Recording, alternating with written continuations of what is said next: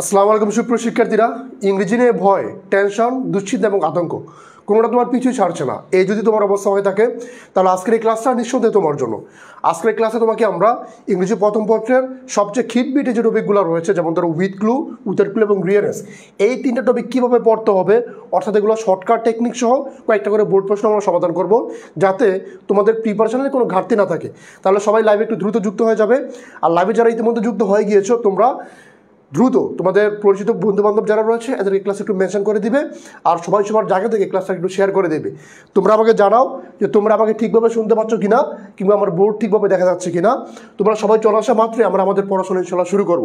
আজকের এই ক্লাসে জাস্ট 1 থেকে 1.5 ঘন্টা একটা ক্লাস হবে। ছোট্ট এই ক্লাসে আমরা উইথ ক্লু, উইদাউট ক্লু এবং রিয়ারেন্স এই তিনটা টপিক ইনশাল্লাহ একেবারে ধরে ধরে শেষ করব। সো আমি তোমাদের জন্য অপেক্ষা করছি, আর তোমাদের অবস্থাটা জানতে চাচ্ছি যে তোমাদের আসলে পড়াশোনা কেমন চলছে, প্রিপারেশান ঠিকভাবে হচ্ছে কিনা, বা তুমি তোমার প্রিপারেশান নিয়ে আসলে সন্তুষ্ট কিনা। সো যারা এখন লাইভে যুক্ত হও নাই, সবাই একটু কাইন্ডলি দ্রুত যুক্ত হয়ে যাবা। আজকের এই ক্লাসটা তোমাদের জন্য খুব খুব গুরুত্বপূর্ণ। তোমরা জানো যে তোমাদের আগামীকাল কিছু ইংরেজি প্রথম পত্র পরীক্ষা। এখন এই সময় এসে তোমরা অনেকে আসলে এই উইথ ক্লু, উইথাউট ক্লু, রিয়ারেন্স এগুলো কীভাবে করতে হবে জানো না। তোমরা গ্রাফটা জানো না, ইনফর্মাল লেটার কীভাবে লিখতে হবে সেটা তোমরা জানো না। তো আমরা এক এক করে সবগুলো ব্যাপার তোমাদেরকে ধরে ধরে শিখাবো। তো আজকের এই প্রথম লাইভে আমরা তোমাদেরকে উইথ ক্লু, উইথাউট ক্লু এবং রিয়ারেন্স এই তিনটা টপিক ইনশাল্লাহ আলোচনা করব। ওকে, ইতিমধ্যে লাইভে প্রায় 400 শিক্ষার্থী যুক্ত হয়ে গিয়েছো, সবাই একটু দ্রুত যুক্ত হয়ে যাবা। হ্যাঁ, অনেকের পরিচিত ফ্রেন্ডদেরকে মেনশন করে দিচ্ছ, অনেকের ফ্রেন্ডদেরকে মেনশন করে দিচ্ছ। তো তোমরা সবাই একটু দ্রুত চলে আসো। তোমরা দেখতেই পাচ্ছ আজকে আমরা উইথ ক্লু শিখে নাও মুখস্থ ছাড়াই। তো তোমরা কিন্তু এটা নিয়ে অনেক ভয় থাকো যে ভাই উইথ ক্লুতে আসলে কমন পাই না, উইথাউট ক্লু কমন পাই না, বা রিয়ারেন্স আসলে তো আমি সবগুলো পড়তে পারি নাই, দু একটা বাকি রয়ে গিয়েছে। সো যেগুলো বাকি রয়ে গিয়েছে এগুলো আসলে কীভাবে পড়বো, তাই না? আচ্ছা, পেইড কোর্সে অ্যাপ্রুভ করে দিবে, সমস্যা নাই। বুটটা একটু বাঁকা। পেইড কোর্সে অ্যাপ্রুভ করে দিবে, বাঁকা বাঁকা। পেইড কোর্সে অ্যাপ্রুভ করে দিবে, কোনো সমস্যা নাই। ওকে, দেখো তাহলে উইদাউট, আমরা এখন পড়াশোনাটা শুরু করবো, বা পড়াশোনা শুরু করার আগে খানিকটা সময় নিব। আমরা কিছুটা সময় নেব তোমাদের জন্য, যাতে সবাই উপস্থিত হতে পারে এবং সকল অডিয়েন্স মিলে একসাথে আমরা ক্লাসটা করতে পারি। তো আমি 1 মিনিট সময় নিচ্ছি। এই 1 মিনিট সময়ের মধ্যে সবাই সবার ফ্রেন্ডদেরকে মেনশন করে ক্লাসটাতে নিয়ে আসো। এখানে প্রত্যেকটা জিনিস একেবারে পয়েন্ট বাই পয়েন্ট লেখা আছে, কোন কোন জিনিসগুলো মাথায় রাখতে হবে, কী কৌশলে আমরা উইথ ক্লুটাকে সলভ করতে পারবো। তো প্রথমে আমরা উইথ ক্লু পড়বো, তারপর উইদাউট ক্লু, তারপরে রিয়ারেন্স।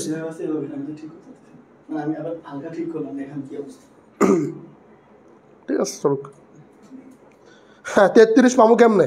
ক্লাস করতে থাকো ইনশাল্লাহ, আস্তে আস্তে বুঝে যাবা। ক্লাসগুলো করতে থাকো তোমরা। তো এদিক ওদিক আর তাকাইও না, সময় নষ্ট করো না, আর অহেতুক কথাবার্তা, অহেতুক প্রশ্ন করো না।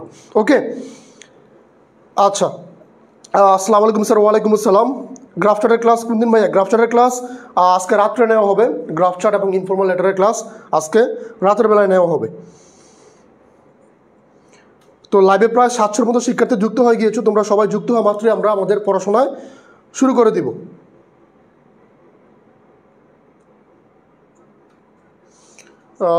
ওকে, তো দেখো এই উইথ ক্লু পড়তে গেলে সবার প্রথমে আমাদেরকে যে কাজটা করতে হবে, এখানে আমি তোমাদেরকে প্রথমে 6টা এক্সক্লুসিভ টিপস দিব। এই টিপসগুলো হচ্ছে তোমাকে মাথায় রাখতে হবে। মানে এগুলো যে সব সমাধান করা যাবে ব্যাপারটা এরকম না, কিন্তু সকল প্যাসেজের ক্ষেত্রেই এই টিপসগুলো কাজে লাগবে। দেখো, সবার প্রথমে হচ্ছে আমাকে প্যাসেজের কনটেক্সটটা বুঝতে হবে। এটা খুবই গুরুত্বপূর্ণ একটা জিনিস।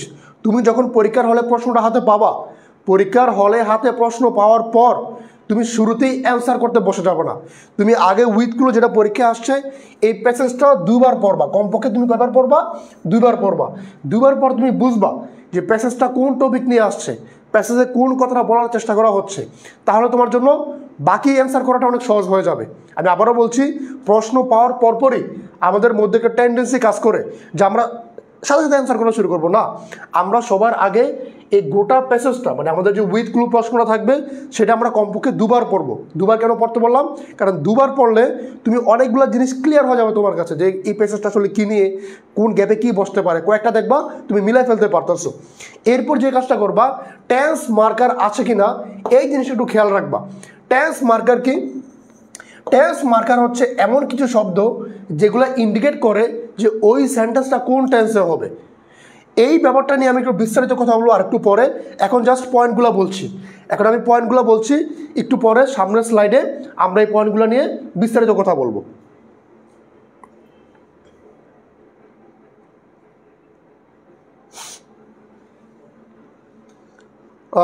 ওকে, লাইভে কত শিক্ষার্থী যুক্ত আছে আমি দেখতে পাচ্ছি না যদিও এই মুহূর্তে। সময় কীভাবে এত পড়তে হবে, কিছু করে নাই, তুমি তো সারা বছর আর পড়ো নাই, যেহেতু সারা বছর পড়ো নাই সেজন্য তোমাকে এখন আসলে পড়তে হবে, কিছু করার নাই আর। তো তোমরা অনেকে এটাই জানো না ফার্স্ট পার্টে কী আছে কী নেই, আমি আবার বলে দিচ্ছি। ফার্স্ট পার্টে কোনো প্যারাগ্রাফ নাই, ফার্স্ট পার্টে তোমাদের আছে informal letter, graph chart, story. তোমার রাইটিং পাতে এই তিনটা আইটেম আছে ফার্স্ট পার্টে, স্টোরি রাইটিং, গ্রাফ চার্ট আর হচ্ছে ইনফর্মাল লেটার। আর তোমার ধরো এই প্যারাগ্রাফ হচ্ছে সেকেন্ড পার্টে, 2টা প্যারাগ্রাফ আসবে 25 ব্যাচের যেটা তোমাদের জন্য। এখন তাহলে দেখো, এরপর আমরা আসি প্রভাব অথবা ফেমাস কোটেশনের সঠিক ব্যবহার করতে হবে। অনেক সময় অনেক গ্যাপে তোমাকে একটা প্রভাব দিয়ে দিতে পারে, একটা প্রবাদ বাক্য দিয়ে দিতে পারে, ওইখানে তুমি তোমার মন মতো শব্দ বসালে সেটা অর্থ সম্পূর্ণ হলেও তুমি মার্ক পাবো না। কেন? কারণ প্রবাদ বাক্যকে কখনো পরিবর্তন করে লেখা যায় না। এরপরে আসো, গ্যাপের শব্দটি মিলাতে না পারলে সেটাকে স্কিপ করো। অনেক সময় এমন হবে তুমি গ্যাপের শব্দটাকে মিলাতে পারবে না, যেমন ধরো ডি নাম্বারটা মিলাইতে পারছো, এই নাম্বারটা পারছো না, তো তুমি ওই নিয়ে সময় নষ্ট করার প্রয়োজন নাই, তুমি হচ্ছে পরেরটা চলে যাবা। আমি আবার কথাটা বলছি কি, অনেক সময় এমন হবে যে তুমি কোনো একটাকে মিলাতে পারছো না, যেখানে তুমি মিলাতে পারছো না অ্যান্সারটা কী হবে ওইটা নিয়ে সময় নষ্ট করার প্রয়োজন নাই, তুমি হচ্ছে পরের প্রশ্নে চলে যাবা। 1 কি স্টুডেন্ট হয়ে গেছে? ওকে,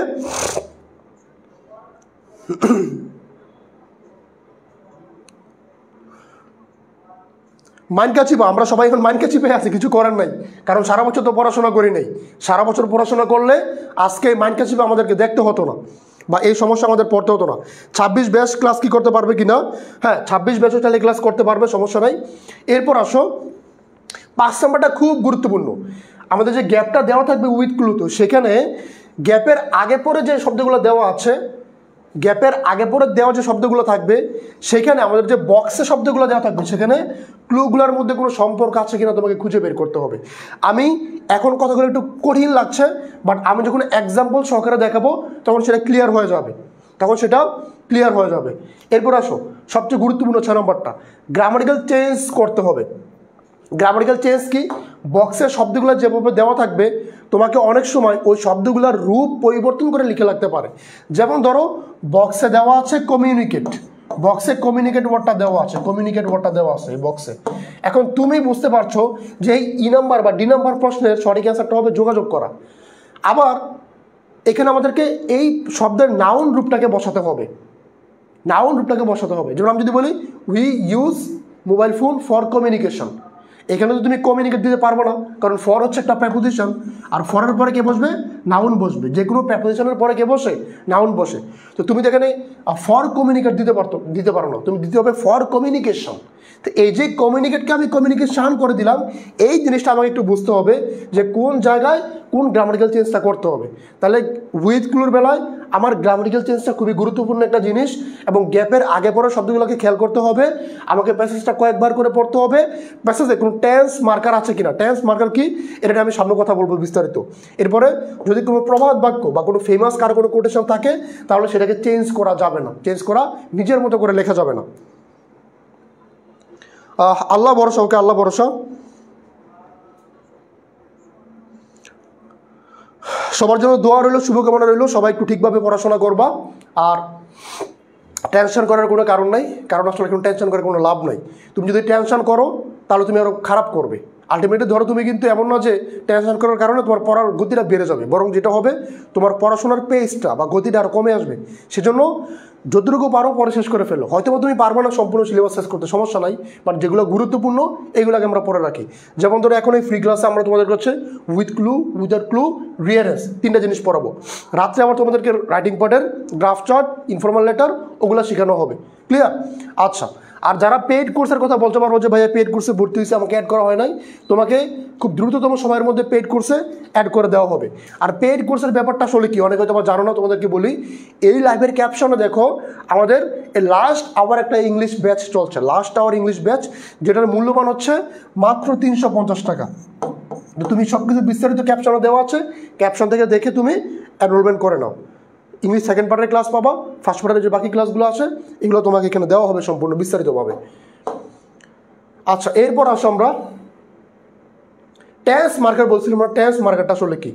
কোনো সেন্টেন্সে তুমি যদি usually, normally, regularly, always, occasionally, মানে হচ্ছে মাঝে মাঝে, ডেইলি, প্রতিদিন, এই শব্দগুলো থাকলে ওই সেন্টেন্সটা প্রেজেন্ট ইনডেফিনিট টেন্সে হবে। কোন টেন্সে হবে? প্রেজেন্ট ইনডেফিনিট টেন্সে হবে। এরপর দেখো right now, now, at the moment, এই শব্দগুলো যদি কোনো বাক্যে থাকে তাহলে সেই সেন্টেন্সটা হবে প্রেজেন্ট কন্টিনিউয়াস টেন্সে। এই যে এই শব্দগুলো দেখে আমি বুঝতে পারতেছি সেন্টেন্সটা কোন টেন্সে হবে, এরা হচ্ছে টেন্স মার্কার। তাহলে right now, now, at the moment, এরা হচ্ছে প্রেজেন্ট কন্টিনিউয়াস টেন্সের টেন্স মার্কার। আবার এই শব্দগুলো এরা হচ্ছে ইনডেফিনিটের টেন্স মার্কার, মানে তারা ইন্ডিকেট করে যে ওই সেন্টেন্সটা কোন টেন্সে হবে। এরপর আসো already, ever, lately, just, just now, এই শব্দগুলো যদি কোনো সেন্টেন্সে থাকে তাহলে ওই সেন্টেন্সটা হবে প্রেজেন্ট পারফেক্ট টেন্স। আমি কি বললাম? অলরেডি, এভার, লেটলি, লেটলি মানে হচ্ছে সাম্প্রতিক সময়ে, রিসেন্টলি, জাস্ট, জাস্ট নাও থাকলে ওই সেন্টেন্সটা হবে হচ্ছে প্রেজেন্ট পারফেক্ট টেন্সে।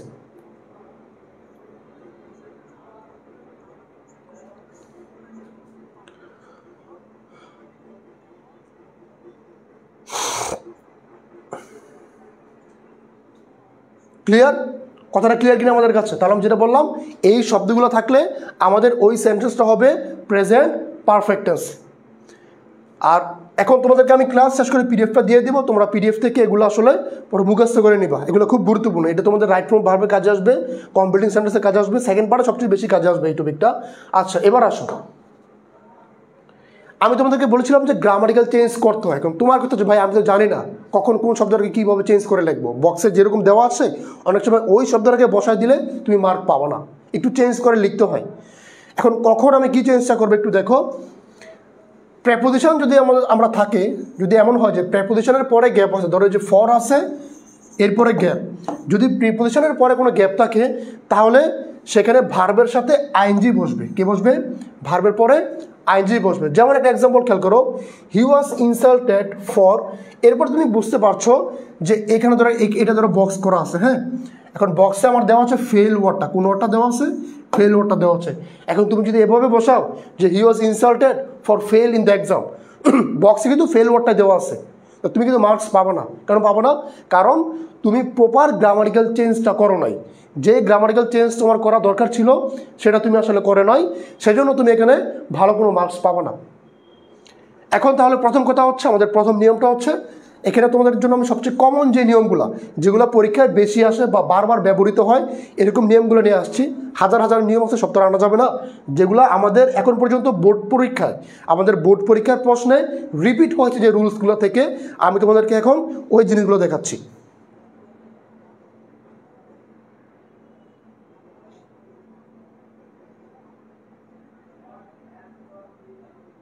ওকে, আসো এবার তাহলে। এরপর কি বলা হচ্ছে তোমাকে এখানে দেখো, তাহলে যেটা বললাম প্রেপোজিশনের পরে ভার্বের সাথে আইএনজিকে যুক্ত করে এটাকে আমরা ফিলিং করে দিলাম। এবার আসো, আমরা যদি কোথাও কোনো অক্সিলারি ভার্ব দেখি, এম ইজ আর কে দেখি, যেটা আমি গত পেইড ক্লাস আমি বলেছিলাম, সেটা হচ্ছে এম ইজ আর এর পরে যদি কোনো গ্যাপ থাকে, মানে বি ভার্বের পরে যদি কোনো গ্যাপ থাকে তাহলে সেখানে দুটো জিনিস ঘটবে। হয় ভার্বের সাথে আইএনজি যুক্ত হবে, না হয় ভার্বের পাস্ট পার্টিসিপল ফর্মটা ব্যবহৃত হবে। আমি কি বললাম? হয় সেখানে ভার্বের সাথে আইএনজি যুক্ত হবে, আর না হয় সেখানে ভার্বের পাস্ট পার্টিসিপল ফর্মটা ব্যবহৃত হবে। এখন কথা হচ্ছে আমি কিভাবে বুঝবো যে কখন সেটা আইএনজি হবে আর কখন সেখানে পাস্ট পার্টিসিপলটা যুক্ত হবে? যদি আমাদের সেন্টেন্সটা অ্যাক্টিভ ভয়েসে হয় তাহলে সেখানে আইএনজি হবে, আর যদি প্যাসিভ ভয়েসে হয় তাহলে সেখানে পাস্ট পার্টিসিপল হবে। একটা এক্সাম্পল দিয়ে তোমাকে আমি বুঝাচ্ছি ব্যাপারটা। দেখো, এরকম আছে, ধরো দ্য গ্লাস ইজ, ধরো গ্লাসটি ভেঙে গিয়েছে, এরকম একটা অর্থ। এখন তোমার এখানে বক্সে ব্রেক ওয়ার্ডটা দেওয়া আছে, মানে বক্সে তো অনেকগুলো ওয়ার্ডই থাকবে, এর মধ্যে ব্রেক একটা ওয়ার্ড দেওয়া আছে। এখন তুমি বুঝতে পারছো যে গ্লাসটা ভাঙার কথা এখানে বলা হচ্ছে। এখন তোমাকে আমি বলেছি এই এম ইজ আর এর পরে যদি কোনো ভার্বকে বসাতে হয় সেক্ষেত্রে দুটা কন্ডিশন আসবে। একটা হচ্ছে হয় এর সাথে আইএনজি যুক্ত হবে, আর না হয় এটার V3 বা পাস্ট পার্টিসিপল ফর্ম হয়ে যাবে। এখন তুমি আমাকে বলো এইখানে দ্য গ্লাস ইজ ব্রেকিং হবে নাকি দ্য গ্লাস ইজ ব্রোকেন হবে, কোনটা হবে? মানে আমার কথা হচ্ছে এখানে কি আমি আইএনজিকে যুক্ত করব নাকি হচ্ছে পাস্ট পার্টিসিপল টেন্সকে যুক্ত, মানে পাস্ট পার্টিসিপল ফর্মটা বসাবো, কোনটাকে বসাবো?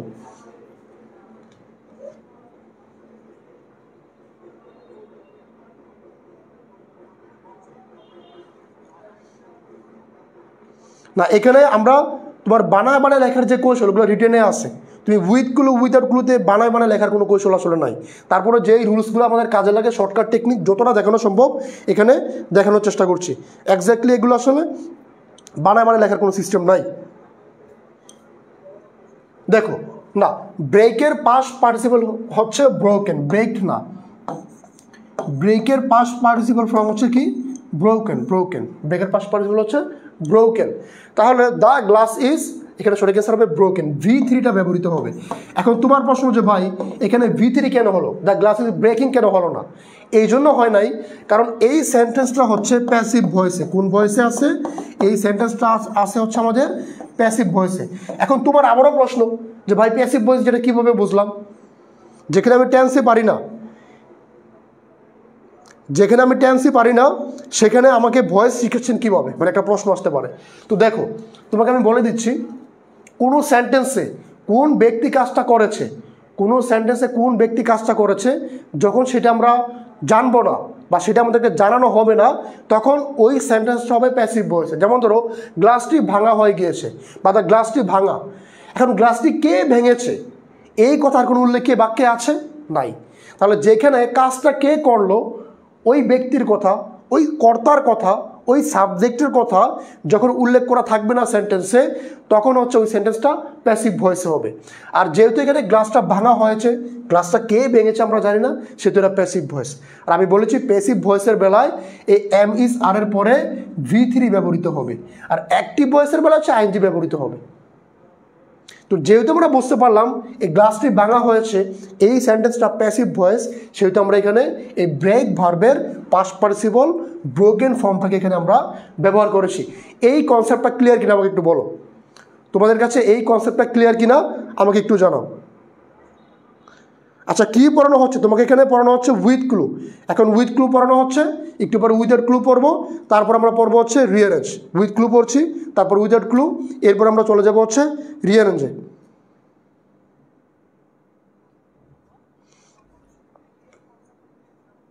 ক্লিয়ার? আচ্ছা, এবার আসো খেয়াল করো, এটা সবচেয়ে সহজ সূত্রটা যে subject third person singular number হলে ভার্বের শেষে অ্যাস বা ইয়েস যুক্ত হবে। সাবজেক্টটা যদি থার্ড পারসন সিঙ্গুলার নাম্বার হয় তাহলে ভার্বের শেষে অ্যাস বা ইয়েস যুক্ত হবে। এটা একবার ছোটো বাচ্চাকালের রুলস, প্রেজেন্ট ইনডেফিনিট টেন্স, আমরা ছোটোকাল থেকে এটা পড়ে আসছি সবাই। এরপর আসো ভার্বকে মডিফাই করলে সেখানে একটা অ্যাডভার্ব বসবে। যেমন ধরো একটা বাক্য এরকম আছে, এই যে এই সেন্টেন্সটাই খেয়াল করো,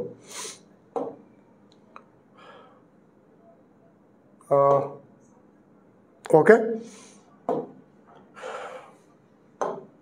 এখানে আসো, বাক্যটা হচ্ছে এটা যে দে সাফার্ড সিভিয়ারলি, তারা খুব মারাত্মকভাবে ভুগেছিল, তারা খুব মারাত্মকভাবে যন্ত্রণা ভোগ করেছিল, খুব তীব্রভাবে।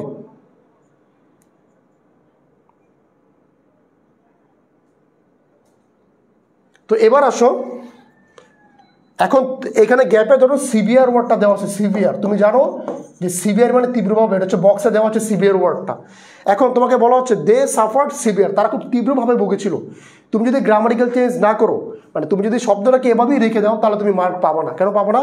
কারণ এখানে ভার্বকে মডিফাই করতেছে, এই ভার্বের পরে যখন একটা ওয়ার্ড আসবে তখন সেটা হবে অ্যাডভার্ব। সেটা কি হবে? অ্যাডভার্ব।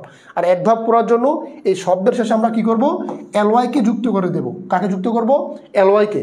সেজন্য আমাদের বক্সে সিভিয়ার ওয়ার্ডটা থাকলো, তাকে চেঞ্জ করে আমার সিভিয়ারলি ওয়ার্ডটাকে লিখতে হবে। তাহলে দে সাফার্ড সিভিয়ারলি, দে সাফার্ড সিভিয়ারলি।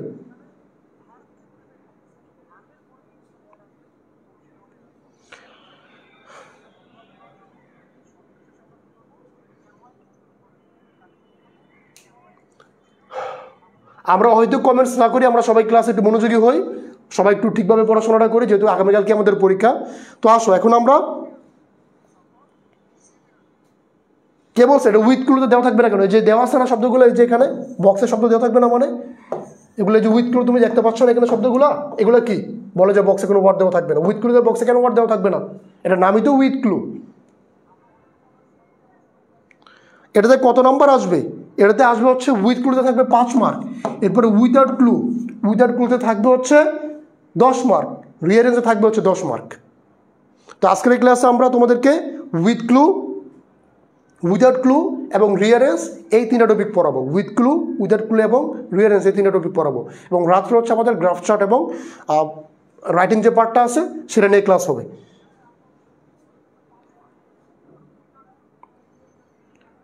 সমস্যা না, যারা পরে আসছে তোমরা লাইভটাকে একটু শেয়ার করে রাখো, আর পরিচিত বন্ধুবান্ধব যারা আছে তাদের সবাইকে ক্লাসটাতে একটু মেনশন করে দাও। যারা পরে আসছো তোমরা ক্লাসটাতে একটু সবাইকে মেনশন করে দাও। এবার আসো, দেখো আমরা প্রথম প্রশ্নটা সলভ করবো। এখানে গ্যাপের যে ওয়ার্ডগুলো আছে বক্সে দেওয়া, আমরা একটু পড়ি। ফ্রম মানে হচ্ছে থেকে, কোশ্চেন্স মানে প্রশ্ন, হ্যান্ড মানে হচ্ছে হাত, গুড মানে ভালো, নো মানে না, চেঞ্জ মানে পরিবর্তন, এগুলো তোমরা সবাই জানো। ডিপেন্ড মানে হচ্ছে নির্ভর করা, টুয়ার্ডস মানে দিকে বা প্রতি, পার্ট মানে হচ্ছে অংশ, আস্ক মানে জিজ্ঞাসা করা। এবার আসো আমরা একটু সলভ করা শুরু করি। বলা হচ্ছে hospitality has long been a gap of our culture in Bangladesh. Hospitality শব্দের অর্থ হচ্ছে আতিথেয়তা। এই শব্দের অর্থ কি? আতিথেয়তা।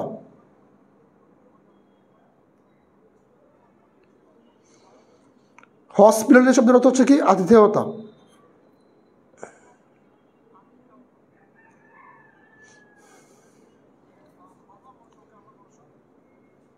আচ্ছা যাক, আমি লাইভ সবার পড়তেছি না, কারণ আসলে আমাদের লাইভ কমেন্ট পড়তে গেলে প্রচুর সময় চলে যাবে। এই সময় চলে যাবে এই ভয়ে আসলে তোমাদের কমেন্টগুলো আমি সবার পড়ছি না। জাস্ট আমাদের যেহেতু কালকেই পরীক্ষা, সময় হাতে নাই, আমরা সময় নষ্ট করব না, আমরা একটানা জাস্ট ক্লাসটা করে যাব, পড়াশোনাটা করে যাব। কমেন্ট আমরা খুব বেশি একটা দেখছি না এখানে।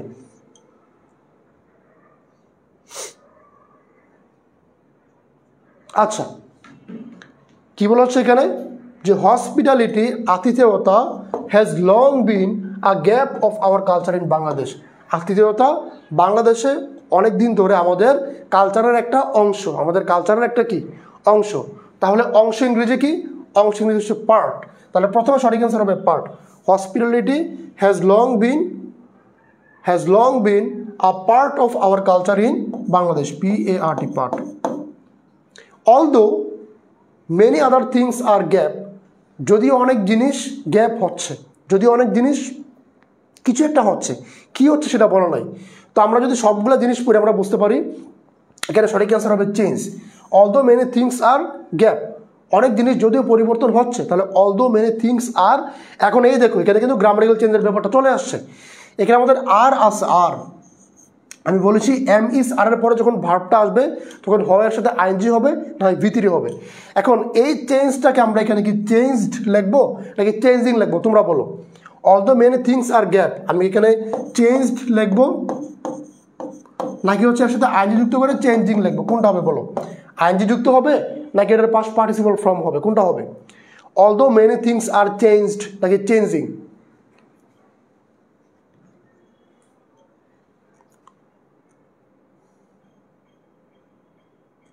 Although many things are changed হবে নাকি চেঞ্জিং হবে?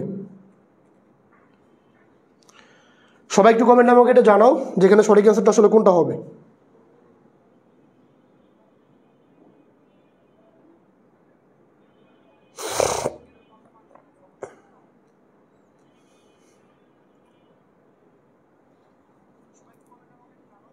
চেঞ্জিং, এটা চেঞ্জ, হ্যাঁ রাইট, এটা সঠিক অ্যান্সার হবে এখানে changing. Although many things are changing, যদিও অনেক জিনিস কি হচ্ছে? পরিবর্তন হচ্ছে। নাও, এখন পিপল আর স্টিল কোয়াইট পোলাইট, মানুষজন এখনও যথেষ্ট পোলাইট বা ভদ্র, অ্যান্ড ফ্রেন্ডলি গ্যাপ ফরেনার্স, তারা পোলাইট, ভদ্র এবং বন্ধুত্ব সুলভ কাদের প্রতি? ফরেনার্স বা বিদেশিদের প্রতি। তাহলে বিদেশিদের প্রতি বা দিকে, প্রতিবাদিকে এর ইংলিশ কি? প্রতিবাদিকে এর ইংলিশ হচ্ছে টুয়ার্ডস। তাহলে এখানে সঠিক অ্যান্সার হবে আর ফ্রেন্ডলি টুয়ার্ডস ফরেনার্স। এখানে আসলে উইথ ক্লু বা উইথাউট ক্লু বলো, তোমাকে ওই প্যাসেজের এবং সেন্টেন্সের বাংলা মিনিংটা বুঝতে হবে। বাংলা মিনিং না বুঝলে এটা আসলে সলভ করা অনেক বেশি কঠিন হয়ে যাবে। উইথ ক্লু বলো, উইথাউট ক্লু বলো, রিয়ারেন্স বলো, আসলে বাংলা মিনিং না বুঝলে কোনোভাবে এগুলো অ্যান্সার করা যাবে না। এরপর আসো, they like speaking to foreigners, তারা বিদেশিদের সাথে কথা বলা পছন্দ করে। Gap if they have not been introduced, মানে পরিচিত যদিও হয় নাই, মানে তারা পরিচিত না হওয়া সত্ত্বেও বাংলাদেশের মানুষজন বিদেশিদের সাথে কথা বলতে পছন্দ করে। পরিচিতি না হওয়া সত্ত্বেও, এই না হওয়া সত্ত্বেও বা এই সত্য ইংলিশ হবে এখানে even if. Even if, even if they have not been introduced, it is quite common for Bangladesh, বাংলাদেশের জন্য এটা খুবই স্বাভাবিক, is to gap personal questions about family, jobs and income, which visitors gap overseas might find awkward. আচ্ছা, এখানে ওভারসিজের মানে হচ্ছে বিদেশ, অকওয়ার্ড মানে হচ্ছে খুবই বিব্রতকর। তো বলা হচ্ছে আমাদের বাংলাদেশের জন্য এটা খুবই কমন, সেটা হচ্ছে বিভিন্ন পার্সোনাল কোয়েশ্চেন করা, যেমন তার পরিবার সম্পর্কে, তার চাকরি সম্পর্কে এবং তার ইনকাম সম্পর্কে, যেগুলা ভিজিটর্স, যারা ভিজিটর আছে, দর্শনার্থী আছে, গ্যাপ ওভারসিজ বিদেশ থেকে, মানে বিদেশের দর্শনার্থী যারা বাংলাদেশে আসে তারা এই জিনিসগুলোকে খুব অকওয়ার্ড মনে করে। মানে আমরা বাংলাদেশের মানুষ কিন্তু দেখবো যে হ্যাঁ ভাই কী চাকরি করেন, বেতন কত, এগুলো জিজ্ঞেস করে ফেলে যে কাউকে, পার্সোনাল কোশ্চেনগুলো। তো এটাই বলার চেষ্টা করা হচ্ছে যে it is quite common for Bangladesh, বাংলাদেশের মানুষের জন্য এটা খুবই কমন। সেটা কি? Is to gap personal questions, personal question জিজ্ঞেস করা, পার্সোনাল কোশ্চেন করা। তো কোশ্চেন করা ইংরেজি কি? প্রশ্ন করা ইংরেজি কি হবে? আস্ক। তাহলে এখানে সঠিক অ্যান্সার হবে আস্ক। এই নাম্বারটা সঠিক অ্যান্সার কি হবে? আস্ক হবে। It is quite common for Bangladesh to ask personal questions about family, jobs and income, which visitors gap overseas, যেগুলা বিদেশের যারা ভিজিটর আছে, তাহলে ভিজিটর্স ফ্রম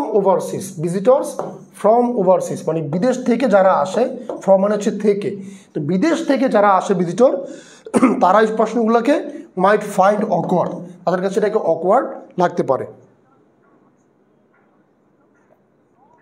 তাদের কাছে প্রশ্নগুলো কি লাগতে পারে? আচ্ছা, পেইড ব্যাচে যারা আসো, পেইড ব্যাচে তোমাদেরকে বলবো খুব দ্রুততম সময়ের মধ্যে তোমাদেরকে হচ্ছে এনরোল করে দেওয়া হবে বা গ্রুপে তোমাদেরকে অ্যাপ্রুভ করে দেওয়া হবে। আচ্ছা, এখানে আজকে শারমিন, ফরিদা, আবুল খায়ের চৌধুরী, আমি সবার নাম পড়ছি না, তোমরা অনেকে বলছো এটা আস্ক হবে। হ্যাঁ, এই নাম্বারটা সঠিক অ্যান্সার আস্কই হবে। তাহলে একটু আস্ক পার্সোনাল কোয়েশ্চেন্স। এরপরে আমরা আসি visitors from overseas might find awkward. এবার আসে হাউএভার মানে হচ্ছে যাই হোক। It should be understood that, এটা বুঝতে হবে যে gap harm is made by such gap. বলা হচ্ছে এই যে প্রশ্নগুলো আমরা করি, আমরা কিন্তু আসলে কোনো ক্ষতি করার জন্য প্রশ্নগুলো করি না, মানে আমরা জাস্ট এটা ইনোসেন্ট কোশ্চেন, এমনি জানতে আমাদের ভালো লাগে, কৌতূহলবশত আমরা জিজ্ঞেস করি। তো কোনো খারাপ কিছু বা কোনো ক্ষতি উদ্দেশ্য সাধন করা আমাদের লক্ষ্য নয়। তাহলে হবে দ্যাট গ্যাপ হার্ম, কোনো ক্ষতি না, তাহলে এটা হবে no harm is made by such, এই ধরনের প্রশ্ন দ্বারা, তাহলে বাই সাচ কোয়েশ্চেন্স, এই নাম্বারটা কি হবে সঠিক অ্যান্সার? কোয়েশ্চেন্স। ক্লিয়ার? পরিষ্কার কিনা এটা? এখানে আসলে উইথ ক্লুর ব্যাপারটা হচ্ছে তোমাকে প্যাসেজের কনটেক্সটটা বুঝতে হবে, কোন কথার পরে কোন কথাটা বলা হচ্ছে, ওই সেন্টেন্সের মিনিংটা বুঝতে হবে। হ্যাঁ, তাহলে এটা হবে no harm is made by such questions. On the other gap, অন্যদিকে, দেখো আই নাম্বারটা সবাই অ্যান্সার করে, এটা সবাই পারার কথা। অন দ্য আদার গ্যাপ, অন্যদিকে, দে এক্সপ্রেস, তারা প্রকাশ করে, আর জেনুইন ইন্টারেস্ট, একটি সত্যিকার অর্থে তাদের যে আগ্রহ সেটা, in the foreigners state of affairs, তাদের দেশ সম্পর্কে, তাদের দেশের কার্যাবলী সম্পর্কে তারা জানতে একটা জেনুইন আগ্রহ প্রকাশ করে। তাহলে on the other gap I number কী হবে বলো? তোমরা সবাই এখানে সবগুলো অ্যান্সার করো। ফ্রম অলরেডি আমাদের হয়ে গেছে, কোশ্চেন্স হয়ে গেছে, even, no, ask, change, part, towards, এগুলো সব কিন্তু আমাদের অলরেডি অ্যান্সার করা হয়ে গিয়েছে। এখন বলো এই বাকি যে কটা আছে, এই কটার মধ্যে আই নাম্বারে কোনটা সঠিক অ্যান্সার হবে? কমেন্ট চোখে পড়ে না? হ্যাঁ, তোমাদের সবার কমেন্টে আমি দেখছি ভাই, কমেন্ট তোমাদের সবারই আমি দেখছি। ইংরেজি না পড়ে পাস করার উপায় করছো অনেকে, হ্যাঁ না পড়ে পাস করার উপায় আছে যদি তোমার পাশে ভালো কোনো স্টুডেন্ট পড়ে, তাহলে যদি পাশে কোনো ভালো স্টুডেন্ট পড়ে তাহলে না পড়েও পাস করার উপায় আছে। বাট যদি তুমি মনে করো যে তোমার মধ্যে আরেকজনের পাশে পড়ো পরীক্ষার হলে, তাহলে কিন্তু পাস করার কোনো উপায় নাই। আচ্ছা, এখানে তোমরা অনেকে কমেন্ট করছো অন দ্য আদার হ্যান্ড হবে, হ্যাঁ অন দি আদার হ্যান্ড, অন্যদিকে। অন দ্য আদার হ্যান্ড মানে কি? অন্যদিকে।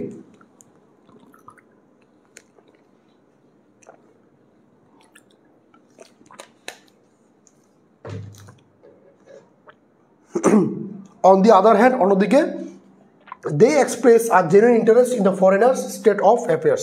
The whole country has a fairly gap communication network now. বলা হচ্ছে সারা দেশের এখন খুব ভালো মানের একটা কমিউনিকেশন নেটওয়ার্ক আছে। ভালো, তাহলে ভালো ইংরেজি কি? Good. The whole country has a fairly good communication network now. তাহলে আমরা এটা হচ্ছে উইথ ক্লু। আর নকল করলে যে পাস করতে পারো ব্যাপারটা এরকম না। নকল করো, পরীক্ষা ফেল অনেকে করে, আমি দেখছি এমন হয়েছে যে প্রশ্ন ফাঁস হয়েছে, প্রশ্ন পাওয়ার পরেও অনেকে পরীক্ষা ফেল করছে। বুঝো নাই? আচ্ছা, তাহলে এটা ছিল আমাদের উইথ ক্লু, এটা হচ্ছে উইথ ক্লুর যে প্রশ্ন সেটা।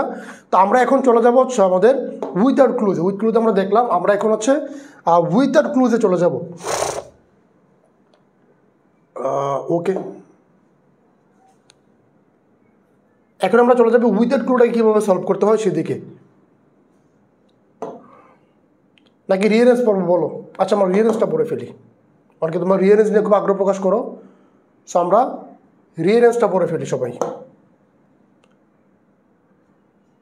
আর সবাই যে যার জায়গা থেকে ক্লাসে একটু শেয়ার করে দাও, আর পরিচিত বন্ধু বান্ধব যে যার যেখানে আছে সবাই সবাই ক্লাসে একটু কাইন্ডলি মেনশন করে দিতে হবে। দেখো আমরা এখন রিয়ারেন্সটা পড়বো, রিয়ারেন্স।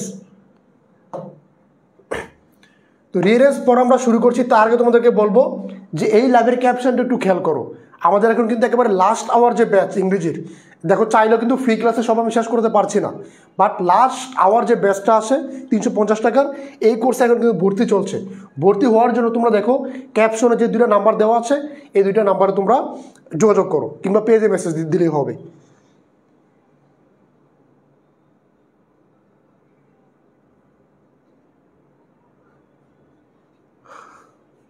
আচ্ছা, আমরা রিয়ারেন্সটা একটু পড়ে ফেলি, কারণ যেহেতু উইথ ক্লু পড়েছি, আবার একই দাসের পড়া উইথাউট ক্লু একটু বোরিং লাগতে পারে, সেজন্য আমরা একটু টেস্ট করলাম।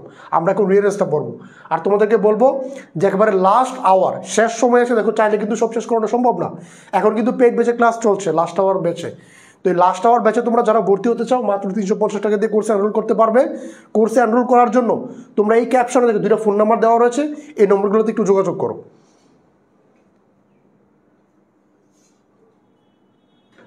অলরেডি প্রায় 1200 শিক্ষার্থী কিন্তু যুক্ত হয়ে গিয়েছে। 1200 শিক্ষার্থী আমরা একসাথে ক্লাসগুলো করছি ইতিমধ্যেই। আচ্ছা, এরপর আসো দেখো, আমরা একটু খেয়াল করে দেখতে পারবো আমাদের রিয়ারেন্সগুলো 4 ধরনের বিষয়ের উপর হয়ে থাকে। কয় ধরনের বিষয়? 4 ধরনের বিষয়ের উপর আমাদের রিয়ারেন্সগুলো পরীক্ষায় এসে থাকে। একটা হচ্ছে কোনো ব্যক্তির জীবনীকে নিয়ে, বিখ্যাত কোনো ব্যক্তির জীবনী, যেমন ধরো এরিস্টটল, হ্যাঁ প্লেটো, রবীন্দ্রনাথ ঠাকুর, কাজী নজরুল ইসলাম, এরকম বিখ্যাত ব্যক্তি যারা আছে তাদেরকে নিয়ে আমাদের রিয়ারেন্স পরীক্ষা আসতে পারে। আবার কোনো শিক্ষামূলক গল্প নিয়েও আমাদের রিয়ারেন্সটা হতে পারে। কি নিয়ে? কোনো শিক্ষামূলক গল্প নিয়ে, ঐতিহাসিক কোনো ঘটনাকে নিয়ে, কিংবা দর্শনীয় কোনো ঘটনা। তাহলে আমি কী বললাম? ব্যক্তি জীবন নিয়ে হতে পারে, শিক্ষণীয় গল্প, ঐতিহাসিক কোনো ঘটনা বা দর্শনীয় ঘটনা। এই 4 ক্যাটাগরির রিয়ারেন্স আমাদের পরীক্ষায় আসে। এখন কোন ক্যাটাগরির রিয়ারেন্স পরীক্ষা আসলে কীভাবে আমরা অ্যান্সার করব, কোন কৌশলগুলো মাথায় রাখতে হবে, এগুলা রুলস সহকারে একটা এক্সাম্পল এখন আমরা প্র্যাকটিস করবো, একটা প্রশ্ন আমরা সমাধান করব, যাতে সবার জন্য বুঝতে সহজ হয় আরও।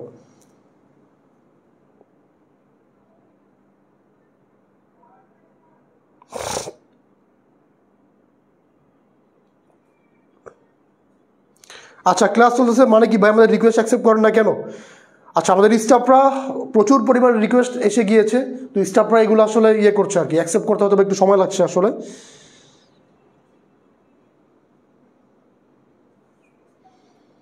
আচ্ছা আসো, যাক শেষ সময় তো একটা ব্যাপার দেখো, তুমি বলো ভাই সারা বছর পড়ি নাই, এখন পড়লেও পারবো না। এখন দেখো তোমার হাতে 2টা অপশন, যে তুমি তুমি যদি না পড়ো তাহলে একটাই অপশন, সেটা পারবো না। আর যদি এখনও পড়ো ঠিকভাবে তাহলে তোমার 50% সম্ভাবনা পারবা, আর 50% পসিবিলিটি তুমি পারবা না। কিছু তো শিখবা তুমি, এমন না যে কোনো কিছু শিখবা না। ক্লাস করলে তুমি কিছু একটা শিখবো অন্তত, তো কিছু একটা শিখো, সমস্যা কোথায়? তাহলে দেখো, রিয়ারেন্সটা ব্যক্তি জীবনে নিয়ে আসতে পারে, কোনো শিক্ষামূলক গল্প নিয়ে আসতে পারে, ঐতিহাসিক ঘটনাকে নিয়ে আসতে পারে, দর্শনীয় ঘটনাকে নিয়ে আসতে পারে। এখন আমরা সবার প্রথমে দেখব, যদি কোনো ব্যক্তিকে নিয়ে আমাদের রিয়ারেন্সটা আসে পরীক্ষায়, আমাদের রিয়ারেন্সটা যদি কোনো ব্যক্তিকে নিয়ে আসে, তাহলে আসলে আমরা কিভাবে সমাধান করব। দেখো, এর আগে আমরা কিছু হিন্টস একটু দেখি, যে আমরা কিভাবে বুঝবো যে আমাদের রিয়ারেন্সের প্রথম সেন্টেন্স কোনটা হবে। অনেক সময় যেটা হয়, সবচেয়ে বড় সমস্যাটা হয়, আমরা এটাই বুঝতে পারি না যে এই রিয়ারেন্সের প্রথম সেন্টেন্স কোনটা হবে, মানে প্রথম সেন্টেন্স কোনটা হবে অনেক সময় আমরা কিন্তু এটাই বুঝতে পারি না, তাই না? তো এখন আমরা একটু খেয়াল করবো যে আমাদের প্রথম সেন্টেন্স কীভাবে আমরা চিনব। অনেক সময় তোমরা দেখবা কিছু সেন্টেন্সে ওয়ান্স আপন এ টাইম এই লেখাটা আছে, যে সেন্টেন্সে তোমরা ওয়ান্স আপন এ টাইম, কিংবা হ্যাভ ইউ হার্ড অফ অমুক, বা ইউ হ্যাভ হার্ড অফ অমুক, you have heard of Nazrul Islam, Kazi Nazrul Islam, এরকমের যে you may have heard of, কিংবা ওয়ান্স আপন এ টাইম, এই শব্দগুলা যেই বাক্যে তোমরা দেখবা, মনে করবা ওই সেন্টেন্সটা হচ্ছে আমাদের রিয়ারেন্সের প্রথম সেন্টেন্স। আমরা এখন কি দেখলাম, যে আমরা প্রথম বাক্যটাকে কীভাবে চিহ্নিত করব, প্রথম বাক্যটাকে কীভাবে আমরা চিহ্নিত করব। এরপর আর একটা উপায় দেখো, কোনো ব্যক্তি বা বিষয়টার নাম উল্লেখ থাকবে। ধরো কাজী নজরুল ইসলামকে নিয়ে একটা প্যাসেজ পরীক্ষা আসছে, রিয়ারেন্স।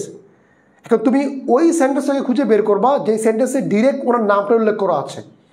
বাকি সেন্টেন্সগুলোতে শুধু প্রোনাউন ইউজ করা হবে, যেমন হি ওয়াজ বর্ন ইন এত, বা হি ওয়াজ আওয়ার ন্যাশনাল পোয়েট, এগুলা সবগুলোতে তুমি দেখবা হি দিয়ে প্রোনাউন ইউজ করা হয়েছে। বাট যেই সেন্টেন্সে ডিরেক্ট ওনার নামটা ব্যবহার করা হয়েছে, যে কাজী নজরুল ইসলাম, ওই সেন্টেন্সটা হচ্ছে আমাদের রিয়ারেন্সের প্রথম সেন্টেন্স। তাহলে আমি কথাটা কি বললাম? আচ্ছা, কার এখানে 700 দেখায়, 600 দেখায়, এত উল্টাপাল্টা কথা বলার দরকারটা কি ভাই বলো তো? ক্লাস করতে আছো লাস্ট আওয়ার, একটু ক্লাসটা মনোযোগ দিয়ে করো।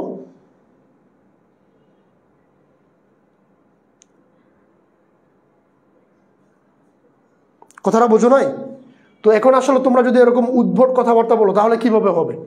ঘুম থেকে উঠে ক্লাস নিচ্ছি তোমাদের জন্য, ঘুম থেকে উঠলাম, না খেয়ে ক্লাসে চলে আসলাম, এখানে আমার কি লাভ হচ্ছে বলো? এখন তোমাদেরকে আমি শর্টকাট কিছু দিয়ে দিচ্ছি, এরপরে একটা বোর্ড প্রশ্ন সমাধান করব। রিয়ারেন্স, উইথ ক্লু, উইথাউট ক্লু, এগুলোতে কমন বলতে কোনো জিনিস নাই। এগুলো ওনাদের যেটা মনে হবে সেটা প্যাসেজ একটা তুলে দেবে। এখন আমাদের যে প্যাসেজের 35 মার্ক থাকে, আমাদের ফার্স্ট পার্টে প্যাসেজের যে 35 মার্ক থাকে, সেই 35 মার্কে ধরো কমন ফেলানোর ব্যাপার থাকে, রাইটিং পার্টে কমন ফেলানোর ব্যাপার থাকে। তুমি যদি সব কচুই কমন চাও খালি, যে তোমার উইথাউট ক্লু কমন পড়বে, উইথ ক্লু কমন পড়বে, মানে এভাবে কি পড়াশোনা করা যায়? এভাবে তুমি কখনো কমন পাবো না। আমি চাইলে তোমার সাথে একটা ভাগাভাগি করতে পারি, যে 10টা দিলাম 10টা পড়বো, যদি কমন চলে আসে তাহলে আমি পীর, আর যদি কমন না আসে তাহলে গালি ক্লাস করবা, আর কি।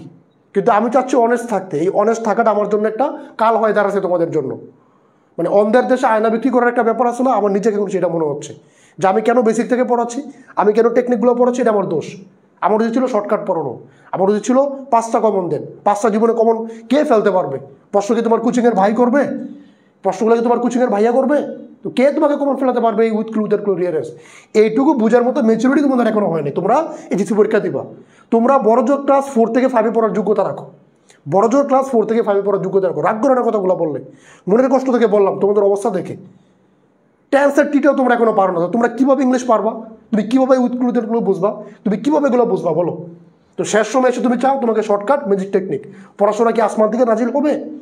পড়াশোনাটা over the years, over time, আস্তে আস্তে পরে শিখতে হয়। এখন তোমরা যেটা চাচ্ছ যে শর্টকাট ফরম্যাট, সেটা হতে পারে রাইটিংয়ের বেলায়, যে একটা গ্রাফ দিলাম বাকি সবগুলো পড়ে ফেলো, একটা লেটার দিলাম বাকি সবগুলো পড়ে ফেলো, এই ফরম্যাট অবলম্বন করে। সেটা ফাঁকিবাজি কিছু টেকনিক আছে রিডিংয়ের বেলায়, যেটা আজকে রাত্রে যে লাইভ ক্লাস হবে সেই লাইভ ক্লাসে তোমাদেরকে আমরা শিখাই দেবো।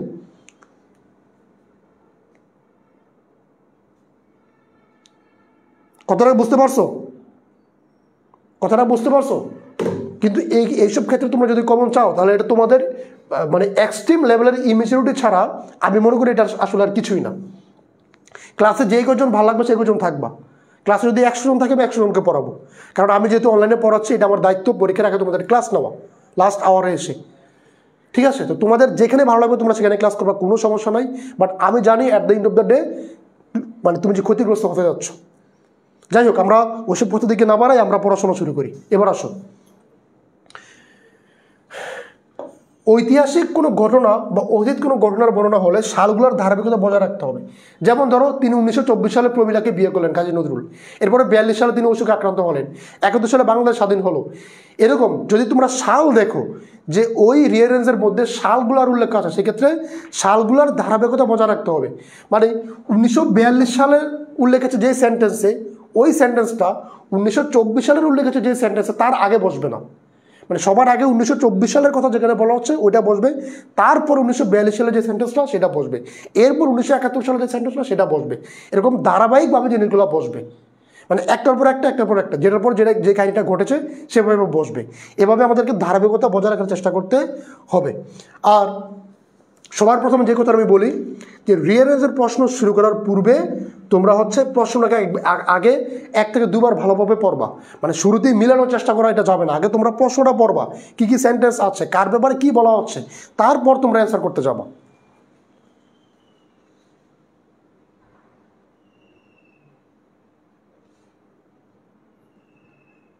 ক্লিয়ার? কথাটা পরিষ্কার? আচ্ছা, এবার আসো, আমরা ব্যক্তিকে নিয়ে আসলে আমরা কি করব? সবার প্রথমে আমরা তার নাম বা পরিচয়, যে তিনি কে।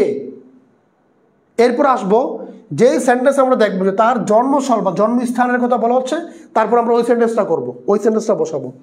এরপর আমরা তার পিতামাতার পরিচয় যদি থাকে, আর না থাকলে তো নাই, সবসময় এটা থাকবে না। তারপর আমরা তার শৈশব জীবনে চলে আসবো, তারপরে কৈশোর জীবন, শিক্ষা জীবন, তারপর তার যৌবনকাল, তারপরে তিনি কী কী কাজ করেছেন, তার অবদান কী, তিনি কী কী পুরস্কার পেয়েছেন। এরপর তার যদি অন্য কোনো বাক্য থাকে আর যেটা এগুলোর ভিতরে নাই, সেটাও এই 8 নম্বর পয়েন্টে আসবে। মানে তিনি কী কী পুরস্কার পেয়েছেন তারপর আসবে।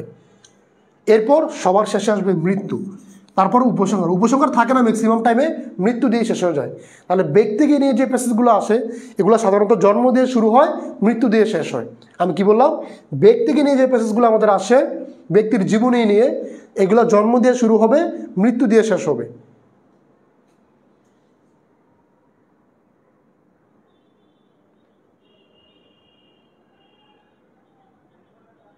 ইংরেজি কি কি আসে? ইংরেজি তোমার আসবে হচ্ছে প্রথমে 3টা প্যাসেজ থাকবে।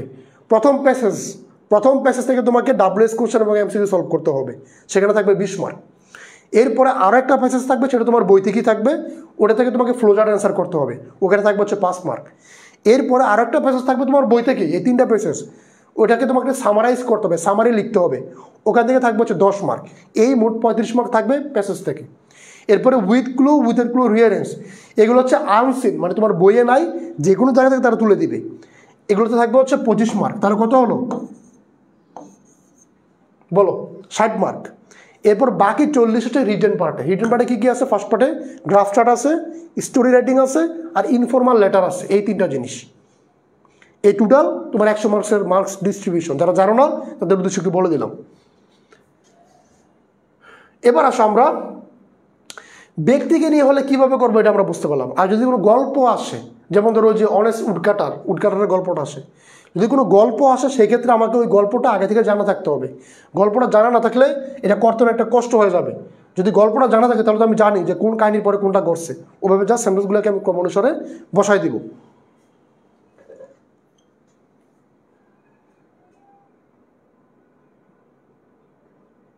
ক্লিয়ার?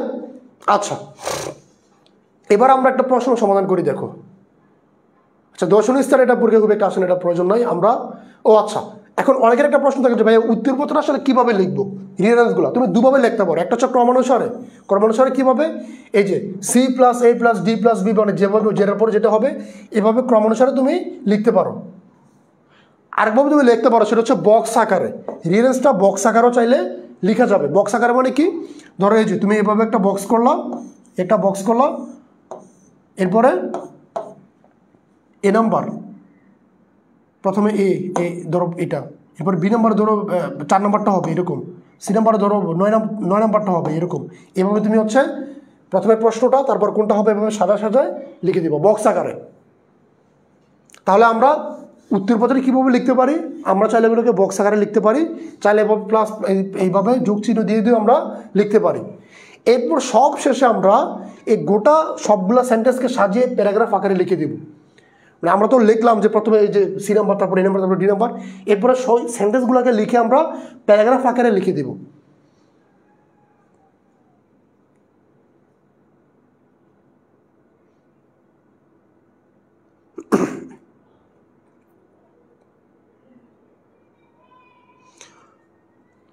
আচ্ছা, আমি বলছি তোমার জন্য যেভাবে সুবিধা হয়, কারণ ইংলিশ ফার্স্ট বার পরীক্ষায় কিন্তু আমাদের সময় কম থাকে। আমাদের মূলত সমস্যাটা থাকে হচ্ছে সময় নিয়ে, আমরা সময় পাই না। সেকেন্ড বার আবার প্রচুর সময় আমরা পাই, যেহেতু অল্প অল্প লেখা থাকে। তো সেক্ষেত্রে তুমি চাইলে শুধু বক্স আকারে লিখলেও হবে, কোনো সমস্যা নেই। আমি তোমাকে জাস্ট দেখা দিলাম, তুমি যেভাবে তোমার ইচ্ছা, যেভাবে তোমার ভালো লাগে তুমি ওভাবে লিখবে, কোনো সমস্যা নেই। ওকে, আচ্ছা, তবে আমি যেটা বলবো সেটা হচ্ছে এই সেকেন্ড যে প্রসেসটা আছে এটা আসলে স্মার্ট এবং আমার মতো স্ট্যান্ডার্ড, সো তোমরা এটা ফলো করতে পারো। এবার আসো আমরা একটা প্রশ্ন সমাধান করি। আর শুধু বক্স করলে হবে কিনা? হ্যাঁ, শুধু বক্স করলেও হবে, শুধু বক্স করলে হবে, কোনো সমস্যা নাই।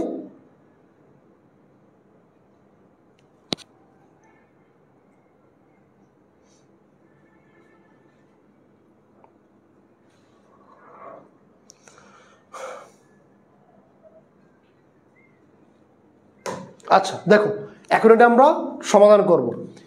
এই প্যাসেজটা হচ্ছে আমাদের কবি কাজী নজরুল ইসলামকে নিয়ে। তোমাকে আমি বলেছি সর্বপ্রথম তোমাকে খুঁজে বের করতে হবে তার জন্মসালটা কোথায়, বা তিনি কোথায় জন্মগ্রহণ করেছেন সেটা। তাহলে কেন সবগুলো প্যাসেজ যদি আমরা পড়ি, দেখো সবগুলো সেন্টেন্স আমাদের সবার প্রথম হবে এই যে এইটা 9 নম্বরটা, যে Kazi Nazrul Islam was born in 1899 in the district of Bardhaman in West Bengal. তাহলে সবার প্রথমে আমাদের কোনটা হলো? 9 নম্বরটা আমরা দিলাম, 9 নম্বর। ওকে, ওনার জন্ম কোথায় সেটা আমরা দিলাম। এখন জন্মের পর মানুষের কি হয় জীবনে? তার শৈশবকাল আসে। এরপর আমরা চলে যাব তার শৈশবকালের ঘটনায়, তার বাচ্চাকালে কোন ঘটনাটা আসলে ঘটেছিল। তো দেখো এখানে তার শৈশব নিয়ে কোথায় বলা আছে? এই 3 নম্বরে, যে he lost his father at the age of 8। 8 বছর বয়সে তিনি তার বাবাকে হারান। And at the age of 11 এবং 11 বছর বয়সে he showed his poetic genius. তিনি তার যে পোয়েটিক জিনিয়াস আছে, কাব্য লেখার যে গুণাবলী আছে সেটা তিনি দেখান। তাহলে প্রথমে 9 নম্বরটা, এরপরে 3 নম্বরটা। দেখো 11 বছর বয়সে তিনি কি করলেন, এরপরে তারপরে তার জীবনে কি ঘটলো, এরপরে আসো এই সবগুলো সেন্টেন্স থেকে আমরা এই সেন্টেন্সটাকে বাছাই করব, যে 11 বছর বয়সের পর তার জীবন 19 বছর বয়স, তখন তিনি কী করেন? অ্যাট দ্য এজ অফ 19, 19 বছর বয়সে he join the army as an ordinary soldier. তিনি আর্মিতে যোগদান করেন একজন সাধারণ সৈনিক হিসাবে, to fight in the first world war, প্রথম বিশ্বযুদ্ধে অংশগ্রহণ করেন তিনি। তাহলে তারপরে বসলো হচ্ছে 4 নম্বরটা। মানে আমাদেরকে এখানে ঘটনার সিকোয়েন্সগুলো কোনটার পর কোনটা ঘটছে এভাবে বসাতে হবে শুধুমাত্র। আচ্ছা, তিনি যুদ্ধে গেলেন, যুদ্ধে যাওয়ার পরে কী হলো? তিনি একসময় যুদ্ধ থেকে ফিরে আসলেন। তাহলে এরপর দেখো এই যে 5 নম্বর, on his return from the battlefield, যুদ্ধের ময়দান থেকে ফেরার পর he gave up the sword for the pen, তিনি লেখালেখির জন্য তলোয়ার ছেড়ে দিলেন। মানে তিনি যুদ্ধ শেষ করে তিনি লেখালেখি করতে বসলেন, তিনি লেখালেখি শুরু করলেন। তাহলে এরপর হবে হচ্ছে আমাদের 5 নম্বর। এখন তিনি তো লেখালেখি করলেন, তিনি কী লিখলেন, তার কাজগুলো কি? তিনি তো লিখলেন, বাট তিনি আসলে লেখলেনটা কি, তিনি কী লিখলেন একটু দেখো। He wrote a lot of poems, songs, ghazals, short stories and novels. তিনি অনেকগুলো কবিতা, গান, গজল, ছোট গল্প এবং উপন্যাস লিখেন। তাহলে এখানে বসবে হচ্ছে তারপরে 2 নম্বরটা আসবে।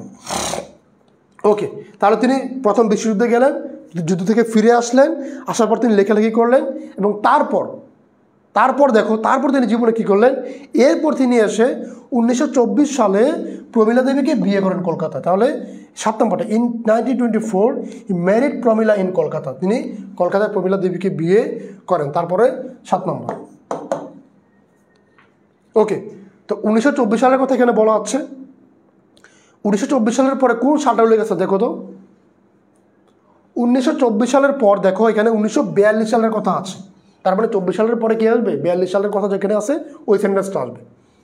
তাহলে তারপরটা হবে 6 নম্বর। ইট ওয়াজ ট্রাজিক দ্যাট, এটা খুবই দুর্ঘটনা ছিল যে he had been suffering from a cruel disease, তিনি খুবই ভয়াবহ একটি রোগে ভুগছিলেন সিন্স 1942 সাল থেকে, এবং রিমেন প্যারালাইজ থাকেন for the rest of his life, তার বাকি জীবনটা তিনি প্যারালাইজ থাকেন এই একটা ক্রুয়েল ডিজিজে আক্রান্ত হওয়ার পর। তাহলে এখানে আমাদের 7-এর পরে আসলো কত? 6। 42 সাল গেল। 42 সালের পরে কোন সাল আছে দেখো, আরও 2টা সালে কেটে আছে, একটা হচ্ছে 76, একটা হচ্ছে 71। তাহলে কোনটা আগে আসবে, 71 না 76? অবশ্যই 71 আসবে। তাহলে এরপরে হবে এই 8 নম্বর সেন্টেন্সটা। Bangladesh became independent in 1971, Bangladesh 1971 সালে স্বাধীন হয়, and he was ব্রট two Bangladesh, এবং তাকে বাংলাদেশে আনা হয় ফ্রম কলকাতা থেকে ইন 1972 সালে। আমি কমেন্ট পড়ছি না, তোমরা সেজন্য অনেক হয়তো একটু রাগ করতে পারো, বিরক্ত হতে পারো, বাট স্রেফ তোমাদের সময় বাঁচানোর উদ্দেশ্যে নিয়ে কিন্তু আমি আসলে কমেন্টগুলো ওভাবে পড়া হচ্ছে না।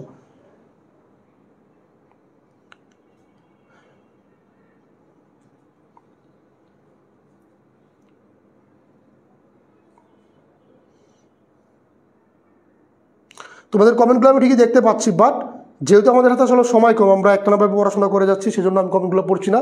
কেউ কিছু মনে করবা না যে ভাই আমার কমেন্টগুলো পড়ছেন না। এখন কমেন্ট পড়ার চেয়ে আসলে আমাদের ক্লাস করাটা বেশি গুরুত্বপূর্ণ। আর হ্যাঁ, যারা একেবারে পূর্ণাঙ্গ প্রিপারেশনটা নিতে যাচ্ছ, তোমরা চাইলে লাস্ট আওয়ার যে ব্যাচটা 300 টাকা, সেটাতে তোমরা অ্যাডমিশন নিতে পারো। এখানে তোমরা কিন্তু সেকেন্ড পার্টটাও পেয়ে যাবা, মানে ফার্স্ট পার্টের পাশাপাশি সেকেন্ড পার্টও পাবা। তুমি এখন পেড বেচে ক্লাস চলছে, এখন কিন্তু ক্লাস চলছে, বিকেলে আবারও ক্লাস হবে। তো আমার কিন্তু সারাদিন পেড বেচে ক্লাস হচ্ছে। সো পেড বেচে যারা আছো, তোমরা ফ্রি ক্লাস করা এখন দরকার নাই, তোমরা পেড বেচে ক্লাস করবা। এরপরে আসো, 71 সাল থেকে বাংলাদেশে আনা হলো 8 নম্বর। বাংলাদেশে আনার পরে কী কাহিনী ঘটলো? আনার পরে তাকে আমাদের দেশের জাতীয় কবির মর্যাদাটা দেওয়া হয়, জাতীয় কবির মর্যাদা তাকে দেওয়া হয়। তাহলে 10 নম্বরে আসো। Then he was declared our national poet by the government of Bangladesh, Bangladesh সরকার কর্তৃক তাকে আমাদের জাতীয় কবির মর্যাদা দেওয়া হয়। 10 নম্বরে আসো।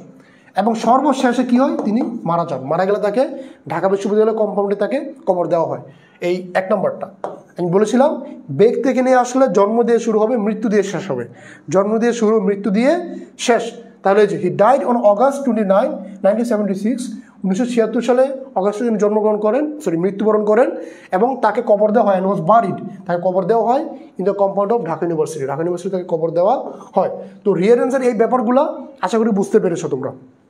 কার কোনো সমস্যা আছে কিনা আমাকে একটু কমেন্টে জানাও।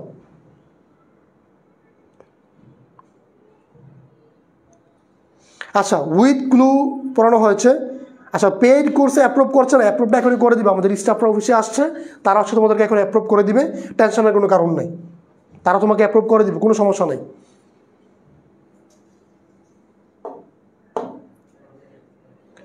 তাহলে রিয়ারেন্সটা আশা করি তোমরা মোটামুটি বুঝতে পেরেছো সবাই। তো রিয়ারেন্স শেষ করে এখন আমরা আমাদের উইথআউট ক্লুটা এখন কিন্তু বাকি আছে। আমরা এখন উইথআউট ক্লুর একটা প্রশ্ন একটু সমাধান করব।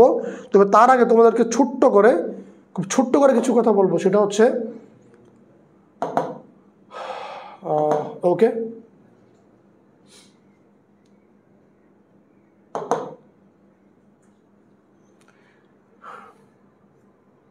এখানে তোমাকে আমি জাস্ট শর্ট একটু দেখে দিচ্ছি, যারা অনেকে জিজ্ঞেস করছো বা জানতে চাইছো যে ভাইয়া কোর্সে আসলে কীভাবে পড়ানো হচ্ছে বা কী পড়ানো হচ্ছে। দেখো, এটা হচ্ছে আমাদের কোর্সের ক্লাসের রুটিন। কোর্সে কালকে রাত্রে আমরা রিয়ারেন্স এগুলো পড়েছি, রিয়ারেন্স উইথ ক্লু উইথআউট ক্লু পড়েছি। এখানে ফার্স্ট পার্ট সেকেন্ড পার্ট 2টা রুটিনই দেওয়া আছে। এই রুটিন অনুসারে আমাদের ক্লাসগুলো হবে। আর ভর্তির যে প্রক্রিয়াটা, আচ্ছা এর আগে বলি যে কোর্সে তুমি আসলে কী কী পাবে। এই কোর্সে তুমি আসলে কী কী পাচ্ছ দেখো, তুমি এখানে সকল ক্লাসের পিডিএফ পেয়ে যাচ্ছ। তুমি যে পিডিএফ করতেছো, প্রত্যেকটা পিডিএফ ওইখানে আমাদের সাজানো আকারে দেওয়া আছে। তুমি এখানে মডেল টেস্ট পাচ্ছ, তোমার এই ক্লাসগুলো শেষ করার পর তোমাকে এখানে ইনস্ট্যান্ট মডেল টেস্ট নেওয়া হবে, এবং তুমি পাচ্ছ A to Z marathon live class, এই যেমন ক্লাসগুলো এখন হচ্ছে। ভর্তির প্রক্রিয়াটা আসলে কি, তুমি কীভাবে ভর্তি হবে, ভর্তি হওয়ার জন্য তুমি আমাদের দেখো এই লাইভের ক্যাপশনে 2টা ফোন নাম্বার দেওয়া আছে, এই ফোন নাম্বারে একটু যোগাযোগ করবে, তাহলেই তোমাকে বিস্তারিত বলে দেওয়া হবে। ওকে, যাক, আমি আর সময় নিচ্ছি না বেশি, তোমাদেরকে সংক্ষেপে ইনফর্ম করে দেওয়া জাস্ট। এখন আমরা হচ্ছে উইথআউট ক্লুতে চলে যাবো, যে উইথআউট ক্লু আসলে আমরা কী কী পড়বো।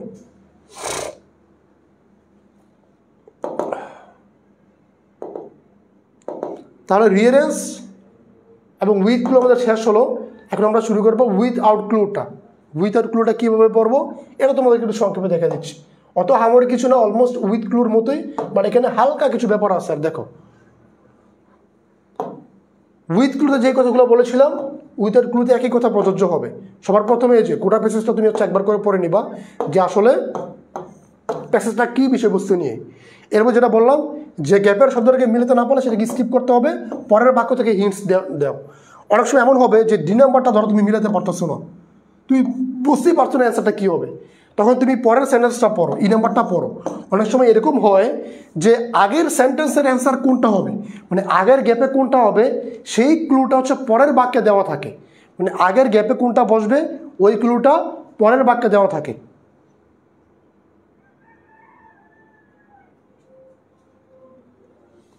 ঠিক আছে, আগেরটা পরে দেওয়া থাকে, সেজন্য তুমি আগে গোটা প্যাসেজটা একবার দুবার করে পড়বা, আর গ্যাপের কোনো শব্দকে মিলাতে না পারলে সেটাকে স্কিপ করে পরেরগুলো করতে হবে। আর গ্যাপটাকে প্রশ্ন করতে হবে, প্রশ্ন করতে হবে যে দেশে পানি গ্যাপ অনেক বেড়ে গিয়েছে, ধরো বাক্যটা এরকম, দেশে পানি ড্যাশ অনেক বেড়ে গিয়েছে, তুমি প্রশ্ন করে পারো যে দেশে পানির কি বেড়ে গিয়েছে, পানির, এখন আমি একটা অ্যান্সার দিতে পারি যে পানির দূষণ বেড়ে গিয়েছে। ঠিক আছে, তাহলে এই যে আমি কী দ্বারা বাক্যটাকে প্রশ্ন করলাম, আমাকে হচ্ছে এই গ্যাপটাকে প্রশ্ন করা শিখতে হবে। এরপরে শব্দের সঠিক গ্রামাটিক্যাল রুল নিয়ম ওয়ার্ডটাকে বসাতে হবে, যেটা আমি শুরুতে একবার বলেছিলাম। এরপর এখন আমরা আসি একটু দেখি যে আমাদের যে উইথআউট ক্লুতে যে শব্দগুলো আমরা বসাবো, বিভিন্ন পার্টস অফ স্পিচগুলো যে আমরা বসাবো, এখানে আমাদের প্রোনাউন এবং ইন্টারজেকশন বসবে না।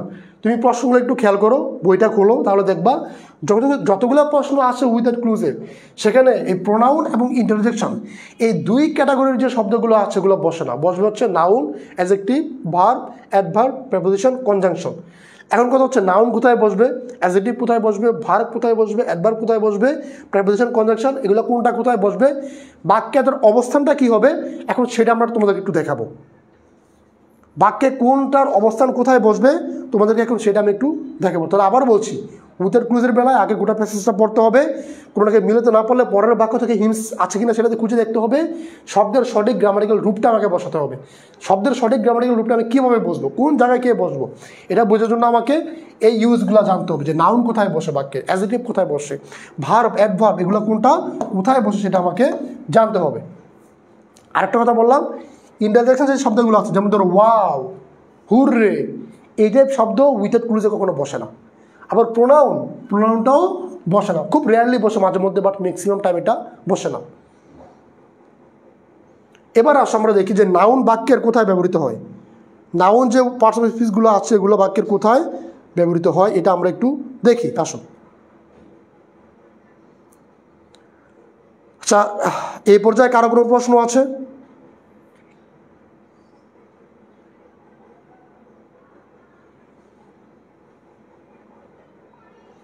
এই পর্যায়ে কারো কোনো প্রশ্ন আছে? আচ্ছা, আমরা একজন আরেকজনের কমেন্টে ঝগড়া করবো না, এটা খুব খারাপ জিনিস যে আমরা একজন আরেকজনের কমেন্টে ঝগড়া করছি। এখন আসলে এসবের সময় আছে বলো?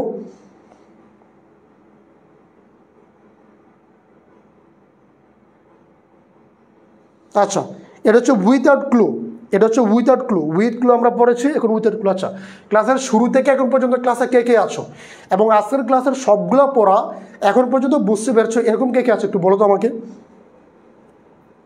ক্লাসের শুরু থেকে ছিলে এবং শুরু থেকে এখন পর্যন্ত সবগুলো পড়া বুঝতে পেরেছো এমন ব্যক্তি কে কে আছো?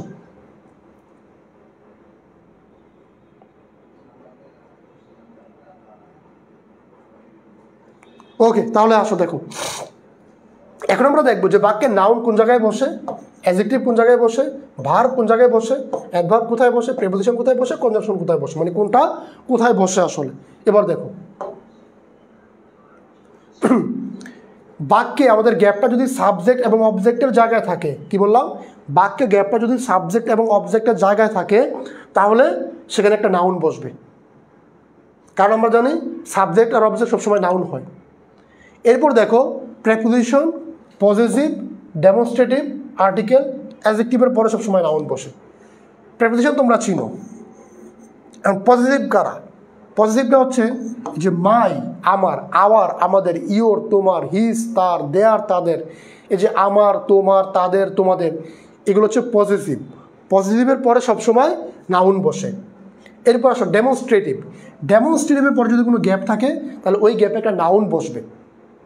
আমরা জানি একটা শব্দের একাধিক রূপ হয়, একটা শব্দের ভার্ব হয়, যেমন ধরো কমিউনিকেশন, এটা নাউন, কমিউনিকেট এটা আবার ভার্ব।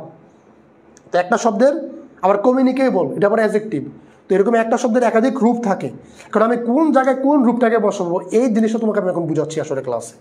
ধরো এই নাউনটা কোথায় বসবে, প্রথমে আমরা শিখলাম সাবজেক্ট অবজেক্টের জায়গায় নাউনটা বসবে, প্রেপোজিশন, পজেসিভ, এদের পরে নাউন বসবে, এবং ডেমনস্ট্রেটিভ। ডেমনস্ট্রেটিভ কারা? ডেমনস্ট্রেটিভ হচ্ছে this, that, this, those. This, that, this, those, এদের পরে বসবে হচ্ছে ডেমনস্ট্রেটিভ, সরি এরা হচ্ছে ডেমনস্ট্রেটিভ, আর এদের পরে নাউন বসবে। তাহলে আবার বললাম এটা, ওইটা, এগুলা, ওগুলা, this, that, this, those, so, such, এই 6টা শব্দ এরা হচ্ছে ডেমনস্ট্রেটিভ, এদের পরও একটা নাউন বসে। কোনো আর্টিকেলের পরে যদি গ্যাপ থাকে, আর্টিকেল এ এন্ড দ্য, তাদের পর একটা নাউন বসবে, এবং অ্যাডজেক্টিভের পরে গ্যাপ থাকলে সেখানেও নাউন বসবে। যেমন ধরো honest, he is a honest, honest একটা অ্যাডজেক্টিভ, এবং এরপর একটা গ্যাপ থাকলে এখানে একটা নাউন বসবে, নাউন। যাক, ক্লাসে অনেকেই আশা একেবারে শুরু থেকে যেটা দেখতে পেলাম, অনেকে খুব শুরু থেকে ক্লাসটা করছো। যারা কষ্ট করে ক্লাসটা করছো, তোমাদের ফ্রেন্ডরা এখন অনেক হয়তো বা ঘুমাচ্ছে সকালবেলা, অনেক হয়তো বা একটু পড়ছে আর একটু ফোন টিপছে, বাট তোমরা যারা কষ্ট করে ফোনটা ধরে নিয়ে পড়াশোনা করছো, তোমাদের জন্য দোয়া রইল, শুভকামনা রইল ইনশাল্লাহ, যাতে তোমরা পরীক্ষায় ভালো একটা ফলাফল করতে পারো।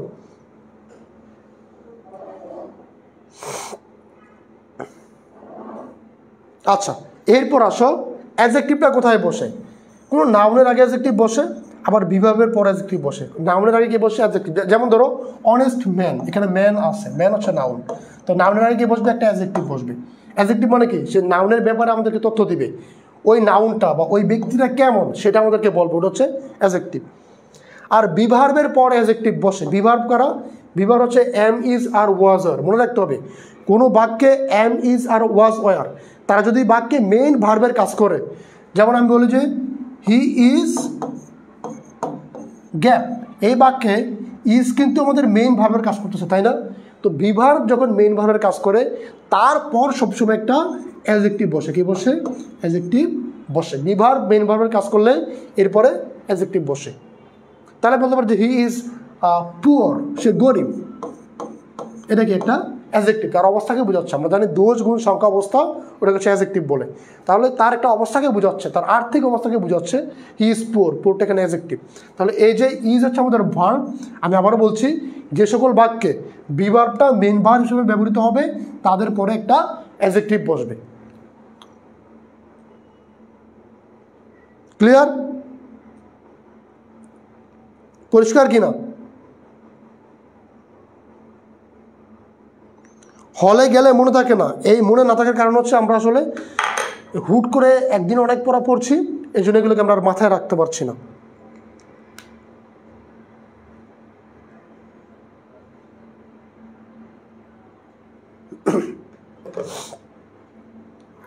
ওকে, আচ্ছা আসো। এরপর আমরা নাউন দেখলাম, অ্যাডজেক্টিভ দেখলাম। এবার আমরা আসি যে অ্যাডভার্বটা আসলে কোথায় বসে। তোমরা যদি এরকম দেখো যে একটা বাক্যের সাবজেক্ট এবং ভার্বের মাঝখানে গ্যাপ আছে, কিংবা মেইন ভার্ব এবং অক্সিলারির মাঝখানে গ্যাপ আছে, সেখানে একটা অ্যাডজেক্টিভ বসবে। যেমন ধরো যদি এমন থাকে যে he has gap done the work. আমি খুব সহজ বাক্য দিয়ে বুঝাচ্ছি বোঝানোর জন্য তোমাকে। এখন দেখো এখানে এই অক্সিলারি ভার্ব এবং মেইন ভার্বের মাঝখানে গ্যাপ আছে। যদি অক্সিলারি ভার্ব এবং মেইন ভার্বের মাঝখানে গ্যাপ আসে, সেখানে একটা অ্যাডভার্ব বসে। আর আমি বলতে পারি he has successfully done the work. যে সাকসেসফুলি, এই যে এলওয়াই যুক্ত শেষে, এটা কি একটা অ্যাডভার্ব। আমরা জানি অ্যাডজেক্টিভের শেষে যদি এলওয়াই যুক্ত থাকে, তাহলে সেটাকে আমরা বলি হচ্ছে অ্যাডভার্ব। যেমন ধরো সাকসেসফুল, সাকসেসফুলি, বিউটিফুল, বিউটিফুলি, এই যে শেষে আমরা এলওয়াই যুক্ত করলাম, এটা হচ্ছে কি অ্যাডভার্বের লক্ষণ। তো বাক্যে যখন সাবজেক্ট ও মেইন ভার্বের মাঝখানে গ্যাপ থাকবে, বা অক্সিলারি ভার্ব আর মেইন ভার্বের মাঝখানে গ্যাপ থাকবে, তখন সেখানে একটা অ্যাডভার্ব বসবে। এখন আসি প্রেপোজিশন কোথায় বসে। এটা খুব গুরুত্বপূর্ণ, স্থান ও সময়ের পূর্বে প্রেপোজিশন বসে। যেমন ধরো হি ওয়াজ বর্ন, সে জন্মগ্রহণ করেছিল গ্যাপ 1899। ধরো এখন এই যে সাল বা সময়ের আগে যে গ্যাপ থাকে বা স্থানের আগে যখন গ্যাপ থাকবে তখন এখানে বসবে হচ্ছে একটা প্রেপোজিশন। এখন কোন প্রেপোজিশন বসবে সেটার জন্য তোমাকে প্রেপোজিশনের বিস্তারিত জ্ঞান থাকা লাগবে। বাট এখন তোমাকে আমি সংক্ষেপে বলছি যে স্থান এবং সময়ের পূর্বে যদি গ্যাপ থাকে সেখানে একটা প্রেপোজিশন বসবে, অন্য কোনো পার্টস অফ স্পিচ না। তুমি জাস্ট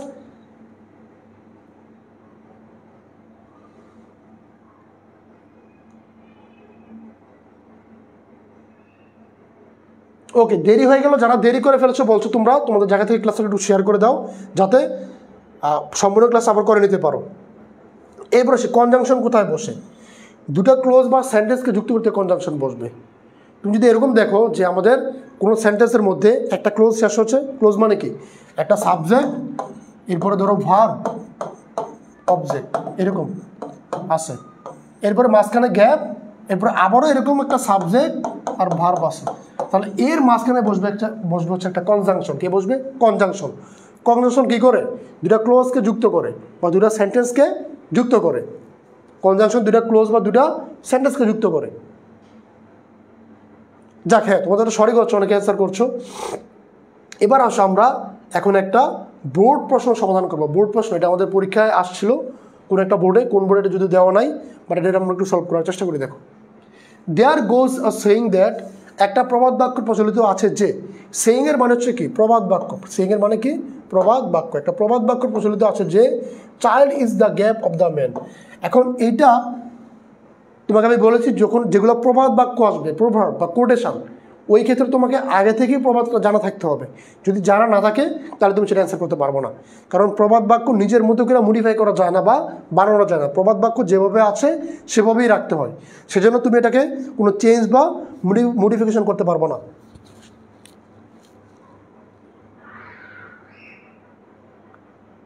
আচ্ছা, সাউন্ড কি শোনা যাচ্ছে না?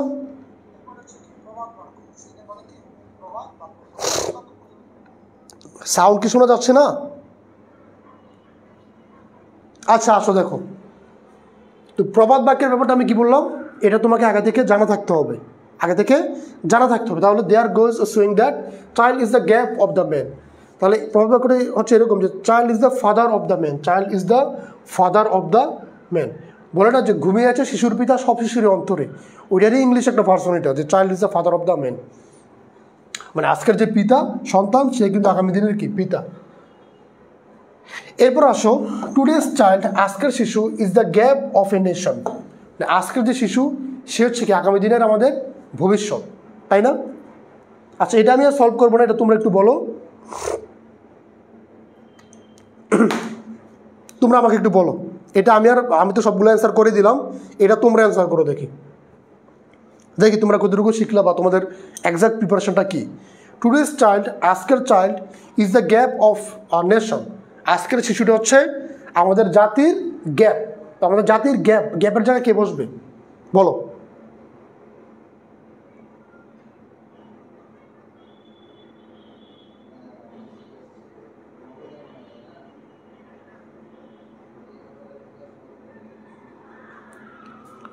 আজকের যে শিশুটা সে হচ্ছে আমাদের জাতির গ্যাপ। এখন এই গ্যাপের জায়গা আসলে কে বসবে এটা তোমরা একটু বলো আমাকে।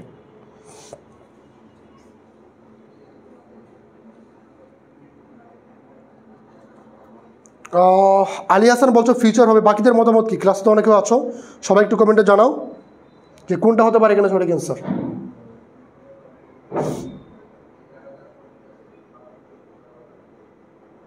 হ্যাঁ তোমরা বলছো ফিউচার, হ্যাঁ এটা ফিউচার হতে পারে। Okay, future. He will gap the country, সে দেশকে করবে, কিছু একটা করবে, কি করবে আমরা জানি না। তাহলে কেন দেখো সাবজেক্ট আছে, অক্সিলারি ভার্বও আছে, তো এখানে জাস্ট একটা ভার্ব বলবে, সে দেশকে কিছু একটা করবে, কি করবে সিনেমাটা তোমরা বলো। এটা সবাই এটা তোমাদের দায়িত্ব এটা সম্পূর্ণ করা, আমি কিছু বলবো না। হি উইল গ্যাপ দ্য কান্ট্রি, আমি দেখতে চাই তোমাদের প্রিপারেশনটা আসলে কতটুকু সম্পূর্ণ হলো। হি উইল গ্যাপ দ্য কান্ট্রি, তিনি দেশকে করবেন, কিছু একটা করবেন, সেই কিছুটা কি? তিনি দেশকে কিছু একটা করবেন, সেই কিছুটা আসলে কি? He will love the country, সে দেশকে ভালোবাসবে। আচ্ছা, বাক্য তো ঠিক আছে, গ্রামাটিক্যালভাবে এটা ঠিক আছে, সমস্যা নাই।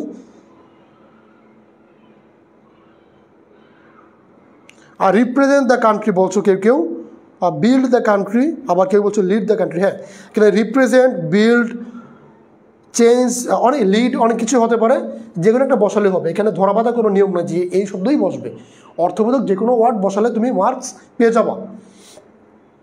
এরপর আসো, দ্য হোল নেশন, সমগ্র জাতি, depends on their proper gap. বলা হচ্ছে আমাদের সমগ্র জাতি নির্ভর করে তাদের সঠিক গ্যাপের ওপর। তো এই গ্যাপের জায়গায় কে বলবে? তোমাকে আগে আমি বলেছি যে বাংলাটা বোঝো, বাংলাটা আগে বোঝো, মনে মনে শব্দটাকে চিন্তা করো, তারপর ইংলিশটা খুঁজো, আগে ইংলিশটা করতে চাইও না। তো the whole nation depends on that proper gap, পুরোটা জাতি নির্ভর করে তাদের সঠিক গ্যাপের ওপর। তখন এই গ্যাপের জায়গায় কে বসবে?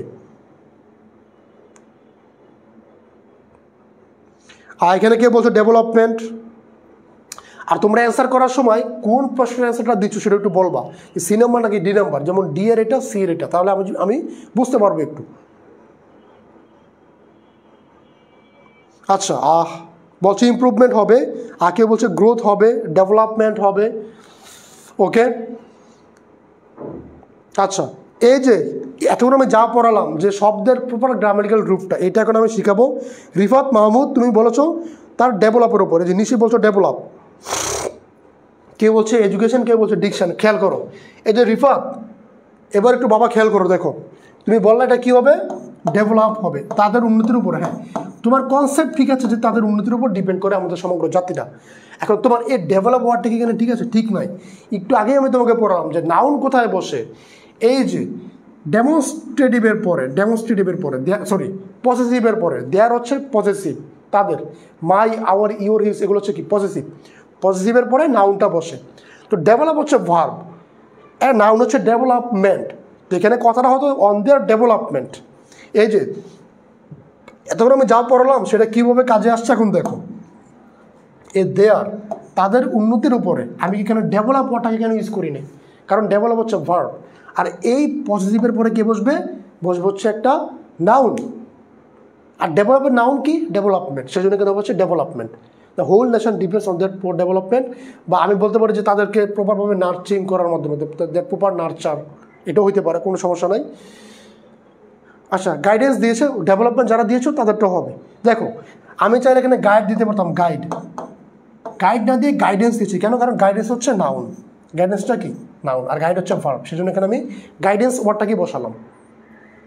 গাইড, গাইডিং, গাইডেড, গাইডেন্স, অনেক কিছুতে হতে পারতো, আমি গাইডেন্সটাকে কেন বসালাম? কারণ আমার এই পজিটিভের পরে একটা নাউন প্রয়োজন, নাউন, সেজন্য আমি এখানে এই নাউন ফর্মটাকে বসাইছি। একটা শব্দের বিভিন্ন রকমের রূপ থাকতে পারে।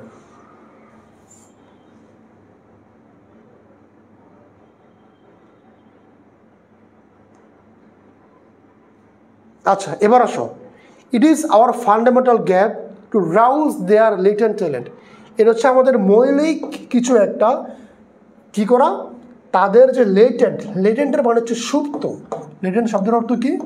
লেটেন্ট শব্দের অর্থ হচ্ছে সুপ্ত। বলা হচ্ছে তাদের যে সুপ্ত ট্যালেন্ট বা মেধাটা আছে সেটাকে রাউজ করা। রাউজের মানে হচ্ছে জাগিয়ে তোলা। কী করা? জাগিয়ে তোলা। এটা আমাদের মৌলিক গ্যাপ। তো এখানে মৌলিক কী হবে? আমি আবার বলছি, তাদের ভিতরে যে সুপ্ত প্রতিভা আছে সেটাকে জাগিয়ে তোলা আমাদের মৌলিক, তারপরে ড্যাশ আছে, এখানে ড্যাশের জায়গায় কী বলবে বলো? আগে বাংলাটা সঠিকভাবে বুঝতে হবে তোমাদেরকে।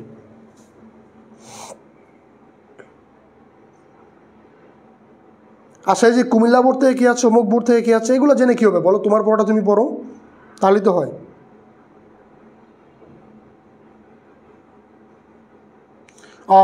বছর প্রিন্স, বছর রেসপন্সিবিলিটি হবে। হ্যাঁ, এখানে হবে হচ্ছে responsibility. It is our fundamental responsibility বা ফান্ডামেন্টাল ডিউটি, একই কথা দুইটায়। তাহলে it is our fundamental duty অথবা responsibility, okay, to rouse their latent talent. A sound environment, একটা সুস্থ পরিবেশ, is gap both in the family and society. বলছে পরিবেশ এবং সমাজে একটা সুস্থ পরিবেশ গ্যাপ। তো এবার বলো গ্যাপের জায়গায় কী বসবে? একটি সুস্থ পরিবেশ, বলা হচ্ছে একটি সুস্থ পরিবেশ, পরিবার এবং সমাজে একটা সুস্থ পরিবেশ গ্যাপ। আমি বলতে পারি যে একটা সুস্থ পরিবেশ প্রয়োজনীয়, অপরিহার্য, দরকারি, তাই না? বা গুরুত্বপূর্ণ।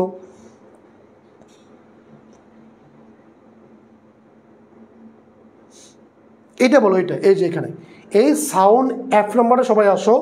এ sound environment is gap both in the family and society, পরিবার এবং সমাজে এটা gap, so that a child can gap up physically, mentally and spiritually. আচ্ছা, এই অংশে আমরা পরে আসতেছি, আগে আমরা প্রথম অংশটা করি, এফ নম্বরে আসি। তাই বলতে দরকারি, ইম্পর্ট্যান্ট, এসেনশিয়াল। হ্যাঁ, ইম্পর্টেন্ট বলছো অনেকে, আমি নেসেসারিও বলতে পারি, যে রিকোয়ার্ড, রিকোয়ার্ডের মানে প্রয়োজনীয়, যে কোনো একটা ওয়ার্ড বসলে কেন হবে, সো দ্যাট যাতে a child can gap up physically, mentally and spiritually, যাতে একটা বাচ্চা শারীরিকভাবে, মানসিকভাবে এবং আধ্যাত্মিকভাবে বেড়ে উঠতে পারে। এই বেড়ে ওঠা, বেড়ে ওঠা ইংলিশ হচ্ছে গ্রো আপ, বেড়ে ওঠা ইংলিশে কি গ্রো আপ, তাহলে এখানে হবে হচ্ছে grow up physically, mentally and spiritually. এরপর আসো অনলি দেন, তবেই কেবল, অনলি দেন মানে কি, তবেই কেবল it will be gap to build up a beautiful and develop country, তবেই কেবল একটি সুন্দর এবং উন্নত জাতি গড়ে তোলা গ্যাপ হবে। তাহলে আমি বলতে পারি যে গড়ে তোলা সম্ভব হবে, বলতে পারি না যে তবেই কেবল একটি কি সুন্দর জাতি গড়ে তোলা গ্যাপ হবে।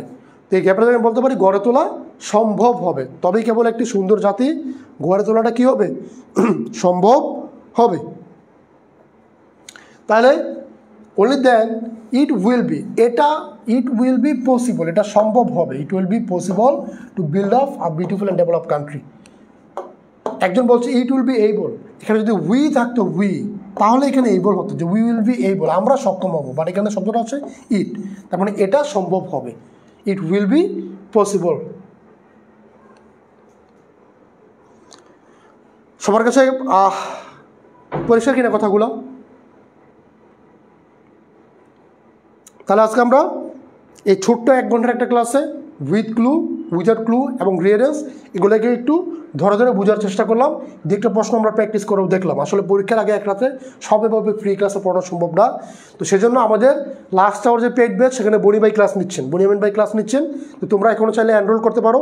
অলরেডি প্রায় 1500-এর কাছাকাছি, প্রায় 1200+ শিক্ষার্থী এনরোল করে ফেলেছে। তো তোমরা যারা এখানে কিন্তু সেকেন্ড পার্টের ক্লাসে তোমরা পাবা প্রত্যেকটা গ্রামারিক্যাল টপিকের ক্লাস রুলস সহকারে, ব্যাখ্যা সহকারে এবং ধরো বোর্ড প্রশ্ন সমাধান পাবা, পিডিএফগুলো তোমার গ্রুপে পেয়ে যাবা। তো কোর্সের মূল্য হচ্ছে মাত্র 350 টাকা। যারা ভর্তি হতে চাও পেজে ইনবক্স করলেই হবে। ক্লিয়ার? যারা মনে করছে যে ভাই আমি আসলে শেষ সময় ফ্রি ক্লাস করে এভাবে হচ্ছে না আমার দ্বারা, আমাদের কিন্তু সারা দিনব্যাপী মেগা ক্লাস হচ্ছে পেইড ব্যাচে। তো তোমরা চাইলে ওই কোর্সে এখন এনরোল করতে পারো মাত্র 350 টাকায়।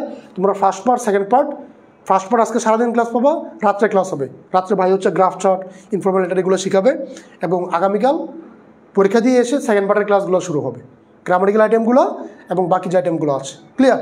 আর যাই হোক, তাহলে আমি আর কথা বাড়াবো না। তোমাদের যদি কোনো প্রশ্ন থাকে আমাকে করতে পারো, তোমাদের যদি কোনো জিজ্ঞাসা থাকে বা প্রশ্ন থাকে আমাকে করতে পারো, আমি চেষ্টা করবো সেটার অ্যান্সার দেওয়ার জন্য। কারো কোনো প্রশ্ন বা জিজ্ঞাসা?